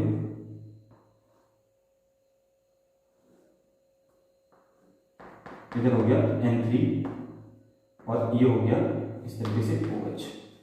आई थिंक शायद आपको विजिबल हो रहा होगा स्ट्रक्चर, आपको स्ट्रक्चर विजिबल हो रहा होगा, आई होप, मैं ऐसी उम्मीद करता हूं। देखो मैंने क्या किया है, double bond O, single bond NH, double bond O N, single bond, double bond, और इधर एक सिंगल बॉन्ड के साथ CH3 दिखा रहा है, ये CH3 है बेटा। इसका मतलब क्या होता है? CH3। यहाँ पे क्या होगा? CH3 होगा ये, ठीक है। दिखाते नहीं उसको, समझ जाना, जब IPC पढ़ाऊंगा ना तो आपको समझ में जाएगा। अभी आप 11th में हो, धीरे धीरे सीखोगे इन चीजों को। फिर मैंने सिंगल बॉन्ड के साथ इधर कोई बॉन्ड दिखा रखा है, दैट इज डबल बॉन्ड के साथ O दिखा रखा है। फिर उसके बाद मैंने इस तरीके से बॉन्डिंग दिखा रखी है और इसको बना रखा मैंने AZT, जिसको हम बोलते हैं एजिडोथाइमिडीन, जिसका यूज होता है एड्स विक्टिम के लिए, ठीक है। अब पढ़ते हैं इसका यूज कहां करते हैं, ठीक है। एड्स विक्टिम के लिए इसको हम लोग यूज करते हैं। जितने भी एड्स के विक्टिम होते हैं उसके लिए हम इसको यूज करते हैं। अब एड्स विक्टिम में जो भी HIV फर्स्ट वाले होते हैं, उसके रेजिस्टेंस के लिए इसको हम यूज करते हैं। उसके रेजिस्टेंस के लिए हम इसको क्या करते हैं? यूज करते हैं, या एज ए रेजिस्टेंट बोल सकते हैं, रेजिस्टेंस नहीं, रेजिस्टेंट। तो रेजिस्टेंट के लिए इसको यूज करते हैं HIV फर्स्ट में, ठीक है। HIV फर्स्ट एक वायरस सभी को पता है। और एड्स विक्टिम के लिए इसको हम यूज करते हैं एजिडोथाइमिडीन, एक कह सकते हैं एक लाइफ सेविंग ड्रग है। और इस लाइफ सेविंग ड्रग को आपने याद रखना है, नाम भी याद रखना है और इसका स्ट्रक्चर भी याद रखना है। कभी स्ट्रक्चर भी पूछता है, कभी नाम भी पूछता है, एक नंबर। क्लियर? चलिए बिटो दे। दूसरा एक और इंपॉर्टेंट ड्रग की बात करेंगे और वो ड्रग अपने पास होगी सिस्प्लेटिन। नाम क्या होता है दूसरी ड्रग का? नाम क्या है? सिस्प्लेटिन। सिस्प्लेटिन का जो यूज होता है, सिस्प्लेटिन देखो होती है, सबसे पहले इसके फॉर्मूले की बात कर लेते हैं। फॉर्मूला होता है PtCl2NH3 का होल ट्वाइस। ठीक है, एक तरीके से स्क्वायर प्लेनर इसका स्ट्रक्चर होता है। स्ट्रक्चर कैसा होता है? स्क्वायर प्लेनर स्ट्रक्चर होता है सिस्प्लेटिन के फॉर्मूले का। सिस्प्लेटिन का जो स्ट्रक्चर होता है स्क्वायर प्लेनर होता है। देखो कैसे बनता है ये, एक कोऑर्डिनेट कंपाउंड टाइप का होता है, जैसे कोऑर्डिनेट कंपाउंड हम लोग बनाते हैं ऐसा, 1 2 3 4, ठीक है, Cl and NH3 and NH3। चाहो तो दो को अलग बॉन्ड से दिखा सकते हो, दो को अलग बॉन्ड से दिखा सकते हो, ये एज यू विश, तुम्हारी मर्जी है। मैं इसको ऐसे दिखा रहा हूं, आप चाहो तो अलग अलग बॉन्ड से दिखा सकते हैं, आपकी इच्छा है, आप चाहो जैसे देखो। ठीक है, तो 2 Cl 2 NH3, तो PtCl2NH3 this is square planar structure होता है और इसको हम बोलते हैं सिस्प्लेटिन। अब इस सिस्प्लेटिन का यूज कहां होता है?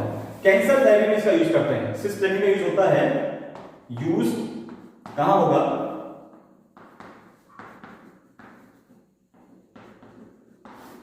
कैंसर की थेरेपी में इसका यूज किया जाता है। ठीक है, कहां यूज करते हैं? कैंसर थेरेपी में जो लाइफ सेविंग ड्रग सबसे ज्यादा यूज होती है वो होती है सिस्प्लेटिन। ऐसे ही एक और ड्रग होती है, वो भी कैंसर की थेरेपी में ही यूज की जाती है और उसका जो नाम होता है वो होता है अपने पास, एक तो अपना सिस्प्लेटिन हो गई, दूसरा अपने पास एक और ड्रग्स आती है वो होती है टेक्सोल। कौन सी ड्रग्स आती है? टेक्सोल। ये भी यूज होती है और इसका फॉर्मूला होता है C47H51NO14। अब मैं इसका स्ट्रक्चर इसलिए बना रहा हूं यार, बहुत कॉम्प्लेक्स स्ट्रक्चर नहीं बन पाता है, बहुत दिक्कत आती है। जो सच है सो सच है, बहुत ही कॉम्प्लेक्स बन जाता है। इतना थोड़ा सा कॉम्प्लेक्स स्ट्रक्चर बनाना मुश्किल है यार, इतना मैंने आपको बोला ना कि बहुत टफ है, बहुत कॉम्प्लेक्स है, इसलिए इसको थोड़ा सा हम लोग स्किप करके चलेंगे स्ट्रक्चर। चलिए, टेक्सोल का यूज हम लोगों ने क्या बोला बेटा? यूज क्या होता है इसका भी सेम, कैंसर थेरेपी में इसका यूज किया जाता है, कैंसर की थेरेपी के लिए इसका इस्तेमाल किया जाता है। तो मैंने आपको 3 लाइफ सेविंग ड्रग बताए। सबसे पहला मैंने आपको बताया सिस्प्लेटिन, जो कि कैंसर के लिए ही यूज किया जाता है सिस्प्लेटिन भी, और दूसरा मैंने आपको बताया AZT, ठीक है, एजाइडोथाइमिडीन किसके लिए यूज होता है? यूज होता है बेसिकली एड्स के विक्टिम के लिए, यानी कि वो HIV फर्स्ट को रेजिस्टेंट करता है, यानी कि उसको रोकने का काम करता है एक तरीके से। चलिए, तीसरा मैंने आपको बताया टेक्सोल जो होता है अपने पास वो C47H51NO14 जो इसका फॉर्मूला है। दूसरा इसका यूज कैंसर थेरेपी में ही हम लोग करते हैं। आगे बढ़ते हैं नेक्स्ट। छठा जो अपने पास लास्ट इसका एप्लीकेशन होगा केमिस्ट्री का, वो होगा फूड प्रिजर्वेटिव्स। ठीक है, छठा जो अपने पास होता है वो होता है फूड प्रिजर्वेटिव्स। अब ये फूड प्रिजर्वेटिव्स क्या होती है? देखो भाई, जो फूड को प्रिजर्व करता है वो फूड प्रिजर्वेटिव कहलाते हैं। आपने देखा होगा अचार बहुत लंबे टाइम तक ऐसे ही रहता है, बहुत सारे खाने की चीजें बहुत लंबे टाइम तक क्या रहती हैं? सेफ रहती हैं, उनको कोई नुकसान नहीं होता, खराब नहीं होती वो चीजें, ठीक है, क्योंकि उनमें हम प्रिजर्वेटिव्स यूज करते हैं। उस फूड को सेफ रखने के लिए हम प्रिजर्वेटिव्स यूज करते हैं जो उसको सुरक्षित रखते हैं, इसलिए उनको बोलते हैं फूड प्रिजर्वेटिव। तो केमिस्ट्री फूड प्रिजर्वेटिव को कंटेन करती है। उनमें से एक सबसे पहला आता है sodium benzoate.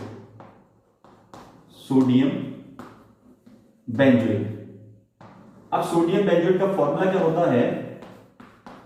This is the formula of sodium benzoate, COONA ring के ऊपर, ठीक है, इसको हम बोलते हैं सोडियम बेंजोएट बोलते हैं।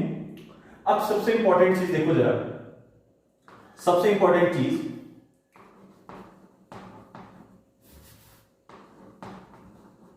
Used in acidic food, used in acidic food. Remember, याद रखिएगा इस पॉइंट को, मेरे बात को ध्यान से सुनो। जितना भी सोडियम बेंजोएट कहां यूज किया जाता है? सोडियम बेंजोएट एक फूड प्रिजर्वेटिव है, यानी कि ये खाने को सुरक्षित रख सकता है, किसी भी खाने की चीज को सुरक्षित रख सकता है, लेकिन इसका इस्तेमाल हम हर जगह पे तो करेंगे नहीं, ठीक है। अब मुझे क्या बोलते हैं, किसी चीज को प्रिजर्व करना है, तो किन चीजों में मैं इसको प्रिजर्वेटिव के तौर पे यूज कर सकता हूं? एज ए प्रिजर्वेटिव कहां कहां इसको यूज कर सकता हूं? जितने भी एसिडिक फूड्स होते हैं, जितने भी क्या होते हैं, एसिडिक फूड्स होते हैं, जैसे अचार हो गया आपके पास, पिकल हो गया, जैसे आपके पास फ्रूट्स हो गए, ठीक है, जिनमें विटामिन सी वगैरह आ जाता है या सिट्रिक एसिड जिनमें मिलता है, तो उनमें आप इसको यूज कर सकते हो। मतलब सोडियम बेंजोएट हम किन में यूज कर सकते हैं? एसिडिक फूड में यूज कर सकते हैं। अब एसिडिक फूड में कौन कौन आया? जैसे सबसे पहला अपने पास आता है सिट्रिक एसिड, ठीक है। सिट्रिक एसिड का मतलब जितने भी अपने पास फ्रूट्स हो गए, जितने अपने पास फ्रूट्स हो गए, तो फ्रूट्स में हम इसका इस्तेमाल कर सकते हैं एज ए प्रिजर्वेटिव। दूसरा एसिटिक एसिड। एसिटिक एसिड क्या होता है? CH3COOH। इसका इस्तेमाल करते हैं हम पिकल में। कहां करते हैं? पिकल में करते हैं। क्लियर हो गया? तो पिकल में भी हम इसका इस्तेमाल कर सकते हैं, राइट? बात क्लियर होगी? कहां यूज कर सकते हैं? पिकल में इसका इस्तेमाल कर सकते हैं, और बाकी उधर इसका इस्तेमाल कर सकते हैं। कहां? फ्रूट्स के अंदर। तो सबसे पहली चीज मैंने क्या बोला कि यूज इन एसिडिक फूड, जो सोडियम बेंजोएट फूड प्रिजर्वेटिव अपने पास है, इसको हम इस्तेमाल करते हैं किसी भी एसिडिक फूड को प्रिजर्व करने के लिए। एसिडिक फूड में कौन कौन से आते हैं अपने पास? सिट्रिक एसिड में कौन आता है? फ्रूट्स आते हैं। तो फ्रूट्स को प्रिजर्व करना है तो हम लोग किसका इस्तेमाल करेंगे? सोडियम बेंजोएट का इस्तेमाल करेंगे। अगर आपको पिकल को, यानी कि अचार को अगर आपने सुरक्षित रखना है, तो आप एसिडिक एसिड का इस्तेमाल कर सकते हैं, ठीक है, जो क्या होता है? एसिडिक फूड होता है, ठीक है। यानी कि पिकल्स के अंदर क्या होता है? एसिडिक एसिड होता है। पिकल्स को हम क्या करते हैं, अगर हमको प्रिजर्व करना है तो हम क्या यूज करेंगे? सोडियम बेंजोएट इसके अंदर डाल दो आप, तो ये काफी टाइम तक प्रिजर्व रह सकता है। उसके बाद अगला कार्बोनेटेड ड्रिंक। कार्बोनेटेड ड्रिंक क्या होती है? ठीक, कार्बोनेटेड ड्रिंक क्या होती है, मैं इसको एक्सप्लेन करता हूं, क्योंकि मेरे पास जगह नहीं है, मुझे इसे इरेज करना पड़ेगा। क्लियर हो गई बात? मैंने क्या बोला कि सोडियम बेंजोएट कहां यूज होता है? जितने भी एसिडिक फूड्स होती हैं वहां पर सोडियम बेंजोएट यूज होता है, जिनमें एसिड्स मिलते हैं, जिनमें क्या मिलता है? एसिड्स कहीं ना कहीं मिलता है। जैसे सिट्रिक एसिड फ्रूट्स में मिलता है, तो फ्रूट्स में हम क्या कर सकते हैं? सोडियम बेंजोएट का इस्तेमाल कर सकते हैं उनको प्रिजर्व करने के लिए। दूसरा मैंने बोला पिकल यानी कि अचार, एसिडिक एसिड, ठीक है। यहां पर भी एसिडिक दिख रहा है मुझे फूड, ये भी फूड एसिडिक है, इसमें भी एसिड दिख रहा है अपने को, एसिडिक एसिड यहां से मिलता है, तो इसलिए पिकल को भी प्रिजर्व करने के लिए हम लोग क्या यूज कर सकते हैं? Sodium benzoate. अगर घर में आप अचार बनाते हैं, मम्मी आपकी अचार बनाती है, तो मार्केट से आप सोडियम बेंजोएट ला सकते हैं और उसके अंदर डाल सकते हैं, अचार खराब होने से बच सकता है। और तीसरा मैंने बोला कार्बोनेटेड ड्रिंक्स। अब ये कार्बोनेटेड ड्रिंक्स क्या होती है, ध्यान से देखो। कार्बोनेटेड ड्रिंक्स क्या होती है? कार्बोनेटेड ड्रिंक क्या होती है? ठीक है, कार्बोनेटेड ड्रिंक इसे बोलते हैं लाइट स्वीट वाटर बेस्ड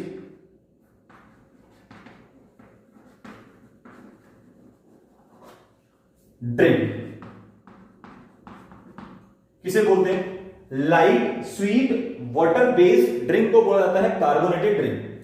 किसको बोलते हैं हम लोग? Light sweet water based drink को बोलते हैं कार्बोनेटेड ड्रिंक बोला जाता है। क्लियर हो गया? कार्बोनेटेड ड्रिंक कौन कौन सी आती है कार्बोनेटेड ड्रिंक्स में? जैसे एग्जांपल देखो, कॉफी होगी, कॉफी किसमें आती है?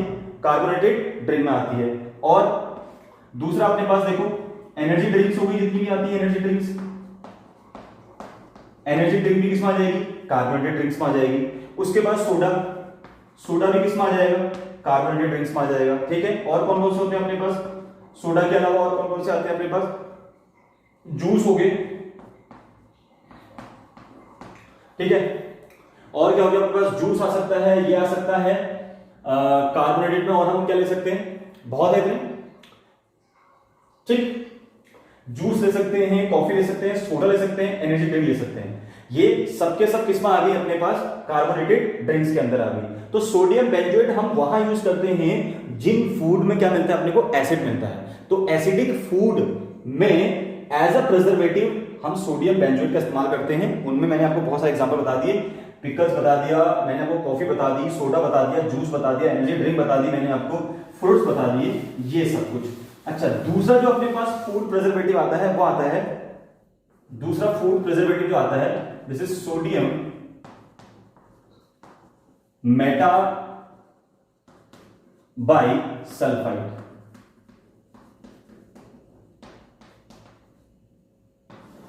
ठीक है, Na2H2O5 फॉर्मूला क्या होता है इसका, Na2H2O5। क्लियर हो गया? क्या यूज करेंगे, और हम फूड प्रिजर्वेटिव क्या यूज कर सकते हैं, sodium Meta by sulphide use कर सकते हैं, Na2H2O5। अब इसका इस्तेमाल कहां होता है, इसका यूज हम कहां करेंगे, ये जो होता है ना, ये एक्ट करता है यूज एज अ एंटीऑक्सीडेंट। क्या यूज होता है, एंटीऑक्सीडेंट के तौर पे इसका इस्तेमाल हम लोग करते हैं। और एंटीऑक्सीडेंट एजेंट्स क्या होते हैं अपने पास, कुछ चॉक्स बड़ी सॉफ्ट आ रही है। एंटीऑक्सीडेंट एजेंट के फॉर्म में इसको हम यूज करते हैं। अब ये एंटीऑक्सीडेंट एजेंट बहुत यूजफुल है, बहुत यूजफुल है, ध्यान से सुनना इस बात को। मैंने क्या बोला, एंटीऑक्सीडेंट एजेंट के फॉर्म में इसको हम यूज करते हैं। और हम क्या जानते हैं इसके बारे में, देखो जरा, और किस में यूज करते हैं, जैसे अपने पास देखो एग्जांपल्स क्या क्या है इसके, जैसे वाइन अपने पास हो गई, वाइन में हम इसको इस्तेमाल करते हैं। ठीक है, किसको यूज करते हैं वाइन में, सोडियम मेटा बाई सल्फाइड को हम लोग वाइन में इस्तेमाल करते हैं। और कहां इसका इस्तेमाल करते हैं हम लोग इसका इस्तेमाल करते हैं जैम में, जैम को प्रिजर्व करने के लिए। तो जैम जो आप खाते हो, जैम, वो जैम को प्रिजर्व करने के लिए हम लोग इसका इस्तेमाल करते हैं। और सबसे इंपॉर्टेंट, ड्राई फ्रूट्स,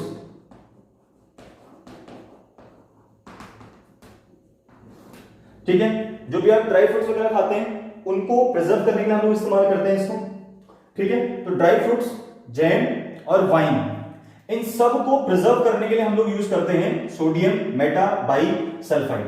ठीक है, चाहे ड्राई फ्रूट्स हो, चाहे वो जैम हो, चाहे वो वाइन हो, क्यों यूज करते हैं, क्यों यूज करते हैं, due to its antioxidant nature.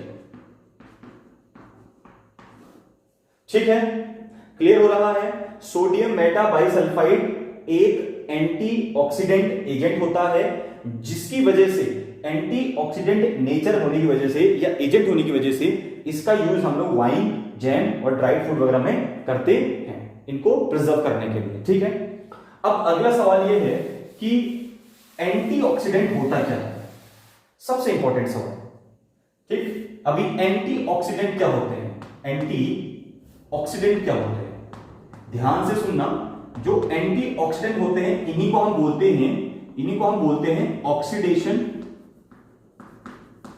Oxidation inhibitors. ठीक है, या इन्हीं को हम एक और नाम जानते हैं स्टेबलाइजर।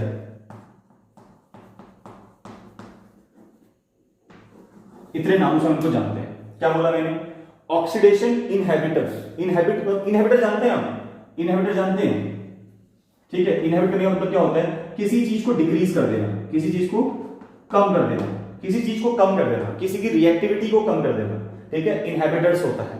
ठीक, जैसे हम लोग एंजाइम इनहिबिटर्स पढ़ते हैं, जो एंजाइम की रिएक्टिविटी को कम कर देते हैं, वैसे ही ऑक्सीडेशन इनहिबिटर क्या होंगे, जो ऑक्सीडेशन की प्रोसेस को कम कर देंगे। सबसे पहले एंटीऑक्सीडेंट की डेफिनेशन लिखते हैं एक लाइन में। ठीक है, तो एंटीऑक्सीडेंट की डेफिनेशन क्या लिखेंगे हम लोग, ध्यान से सुनना। सब्सटेंसेस विच, या कह सकते हैं इसको हम लोग in short, a substance that reduce damage due to oxygen. ठीक है, a substance that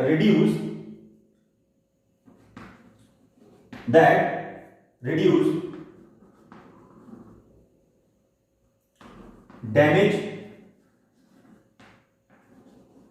due to oxygen,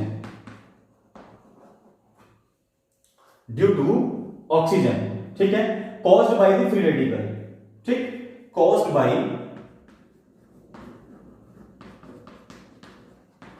free radical. बात क्लियर हो रही है? ठीक है, समझ में आ रहा होगा।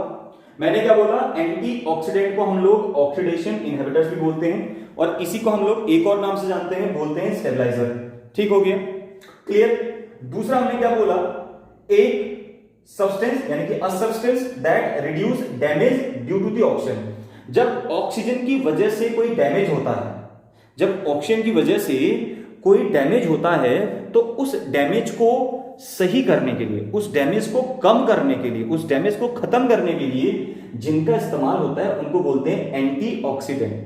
अब वो जो डैमेज होता है ऑक्सीजन की वजह से क्यों होता है, just because of free radical.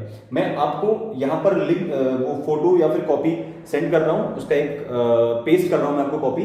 उसमें आप लोग बहुत अच्छे से देखेंगे कि कैसे फ्री रेडिकल क्या चीज होती है, कैसा इसका डायग्राम होता है, वो आपको मेंशन हो रहा होगा। ठीक है, देखो, caused by the free radical, मैंने क्या बोला, a substance that reduce damage due to the oxygen caused by the free radical. Free radical की वजह से जो ऑक्सीजन डैमेज करती है उसको हम बोलते हैं, उसको कम करने के लिए जो यूज करते हैं बोलते हैं एंटीऑक्सीडेंट। जैसे आप लोग सांस लेते हो ना, हम लोग सांस लेते हैं या फिर हम लोग हमारा जो पाचन होता है, जब हम ब्रीदिंग करते हैं या फिर जब हमारा डाइजेशन होता है, क्या बोलते हैं उसको, जब हम लोग किसी मतलब जो मेटाबॉलिज्म प्रोसेसेस होती है, सीधे बोल सकते हैं, जो मेटाबॉलिज्म प्रोसेस हमारे अंदर होती है या फिर जब ब्रीदिंग हम लोग करते हैं, तो उसमें क्या होता है ना, जब ऑक्सीजन ज्यादा अमाउंट में जाती है, तो ऑक्सीजन ज्यादा अमाउंट में होने पर क्या होता है कि उससे बहुत सारी चीजें गलत भी होती हैं, यानी कि उसके साइड इफेक्ट भी होने लग जाते हैं। ठीक है, ऑक्सीडेशन होता है, जब हम लोग ब्रीदिंग करते हैं तो ऑक्सीडेशन होता है, जब मेटाबॉलिज्म प्रोसेस चलती है, ठीक है, तो उसमें भी ऑक्सीडेशन होता है। ठीक है, जब खाना हमारा पचता है या फिर जब हम क्या करते हैं, सांस लेते हैं, दोनों टाइम ऑक्सीडेशन होता है। उस ऑक्सीडेशन की वजह से बॉडी में बहुत सारी डिजीज भी पैदा हो सकती हैं, या ऑक्सीडेशन की वजह से बॉडी में बहुत सारे रोग उत्पन्न हो सकते हैं, जिसको कम करने के लिए, जिसको रिड्यूस करने के लिए हम लोग क्या यूज करते हैं, एंटीऑक्सीडेंट यूज करते हैं। क्लियर हो गया? ठीक है, यानी कि ऑक्सीजन की अमाउंट को कम करने के लिए, ऑक्सीजन से होने वाले जो डिजीज हैं या जो प्रॉब्लम्स हैं, जैसे हार्ट प्रॉब्लम आती है, स्किन में प्रॉब्लम आती है, ठीक है, ब्रेन में दिक्कत आ सकती है, ये सारी चीजें यहां से हो सकती हैं। हार्ट प्रॉब्लम हो सकती है, आपको ब्रेन में दिक्कत आ सकती है, आपको आपके क्या बोलते हैं, हार्ट में दिक्कत आ सकती है। तो ये सारी प्रॉब्लम्स यहां से क्रिएट होती हैं। तो इन प्रॉब्लम्स को सही करने के लिए हम लोग जिनका इस्तेमाल करते हैं उनको हम बोलते हैं एंटीऑक्सीडेंट। ठीक है, एंटीऑक्सीडेंट जो होते हैं वो बहुत ही ज्यादा यूजफुल होते हैं और बॉडी के लिए बहुत ही ज्यादा एसेंशियल होते हैं। ठीक, क्योंकि एंटीऑक्सीडेंट हमें बहुत सारी बीमारियों से बचाने का काम करते हैं। अब एंटीऑक्सीडेंट है क्या चीज, फिर से सुन लो एक बार। ऑक्सीजन की वजह से जो भी डैमेज होता है उसको रिड्यूस करने के लिए जिनका इस्तेमाल करते हैं उसको हम बोलते हैं एंटीऑक्सीडेंट। ठीक है, और डैमेज ऑक्सीजन की वजह से क्यों होता है, just because of free radical की वजह से। तो कौन कौन से ऐसे हैं जिनको हम एज अ एंटीऑक्सीडेंट इस्तेमाल करते हैं, कौन कौन है? सबसे पहला बीटा कैरोटीन। बीटा कैरोटीन जो होता है इसको हम यूज करते हैं एंटीऑक्सीडेंट के फॉर्म में। बीटा कैरोटीन क्या होता है, इट इज अ रेड या फिर ऑरेंज या फिर yellow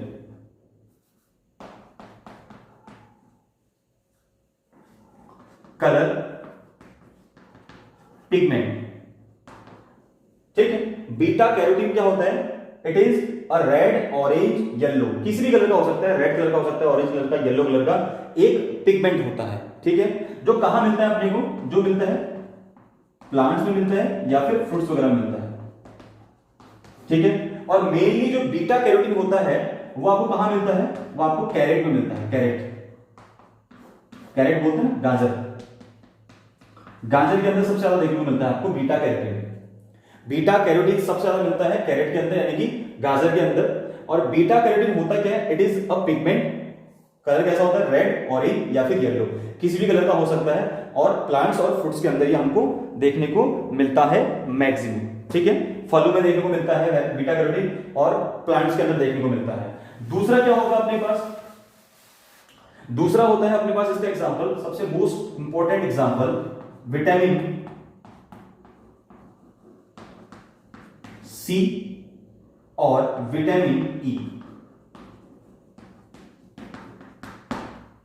vitamin C and vitamin E इसके सबसे इंपॉर्टेंट क्या है, स्रोत है जिनमें एंटीऑक्सीडेंट मिलता है। एक तो बीटा कैरोटीन हो गया, दूसरा विटामिन सी, विटामिन डी, ठीक है, तीसरा विटामिन सी हो गया, ई हो गया, सॉरी, विटामिन सी और विटामिन ई, और चौथा क्या होता है अपने पास, एंजाइम्स भी होती हैं, ठीक है, एंजाइम्स भी होते हैं। तो ये थे अपने पास एंटीऑक्सीडेंट, यानी कि एंटीऑक्सीडेंट एजेंट कौन कौन से होते हैं, जो ऑक्सीजन से होने वाले डैमेज को रिड्यूस करते हैं। तो ऑक्सीजन से हमारे ब्रीदिंग में कोई दिक्कत नहीं आए, ऑक्सीजन से हमारे पाचन में कोई दिक्कत ना आए, ठीक है, मेटाबॉलिज्म प्रोसेस में कोई दिक्कत ना आए, तो इसको सही करने के लिए, रिड्यूस करने के लिए, स्टेबलाइज करने के लिए या इसकी रिएक्टिविटी को कम करने के लिए एंटीऑक्सीडेंट का इस्तेमाल किया जाता है। अगर हमारे बॉडी में एंटीऑक्सीडेंट की कमी हो जाएगी तो बॉडी में बहुत सारे डिजीज हो सकती हैं, बहुत सारे रोग हो सकते हैं। तो उनसे बचने के लिए एंटीऑक्सीडेंट का होना बहुत जरूरी है। इसीलिए भरपूर मात्रा में गाजर खाइए, भरपूर मात्रा में विटामिन सी, खट्टे फल खाइए, विटामिन ई लीजिए, और एंजाइम्स का भी हमारे रोल बहुत इंपॉर्टेंट होता है, ठीक है। तो ये थे अपने पास फूड प्रिजर्वेटिव इंट्रोडक्शन, आज यहीं पर खत्म होता है, ठीक है। दूसरा लेक्चर जो स्टार्ट होगा वो लेक्चर स्टार्ट होगा क्लासिफिकेशन ऑफ मैटर्स, यानी कि मैटर क्या होता है उसका क्लासिफिकेशन करेंगे और बाकी चीज के चैप्टर में स्टार्टअप करेंगे। तो इंट्रोडक्शन के लिए आज के लिए बस इतना ही। वीडियोस को सब्सक्राइब जरूर कर लीजिएगा, लाइक कर लीजिए, शेयर कर लीजिए, ताकि आने वाली नेक्स्ट जो भी वीडियोस होंगी उनका नोटिफिकेशन आपके पास जल्द से जल्द प्रोवाइड हो सके, ठीक है। आई होप आपको ये जरूर पसंद आया होगा। तब तक के लिए जय हिंद।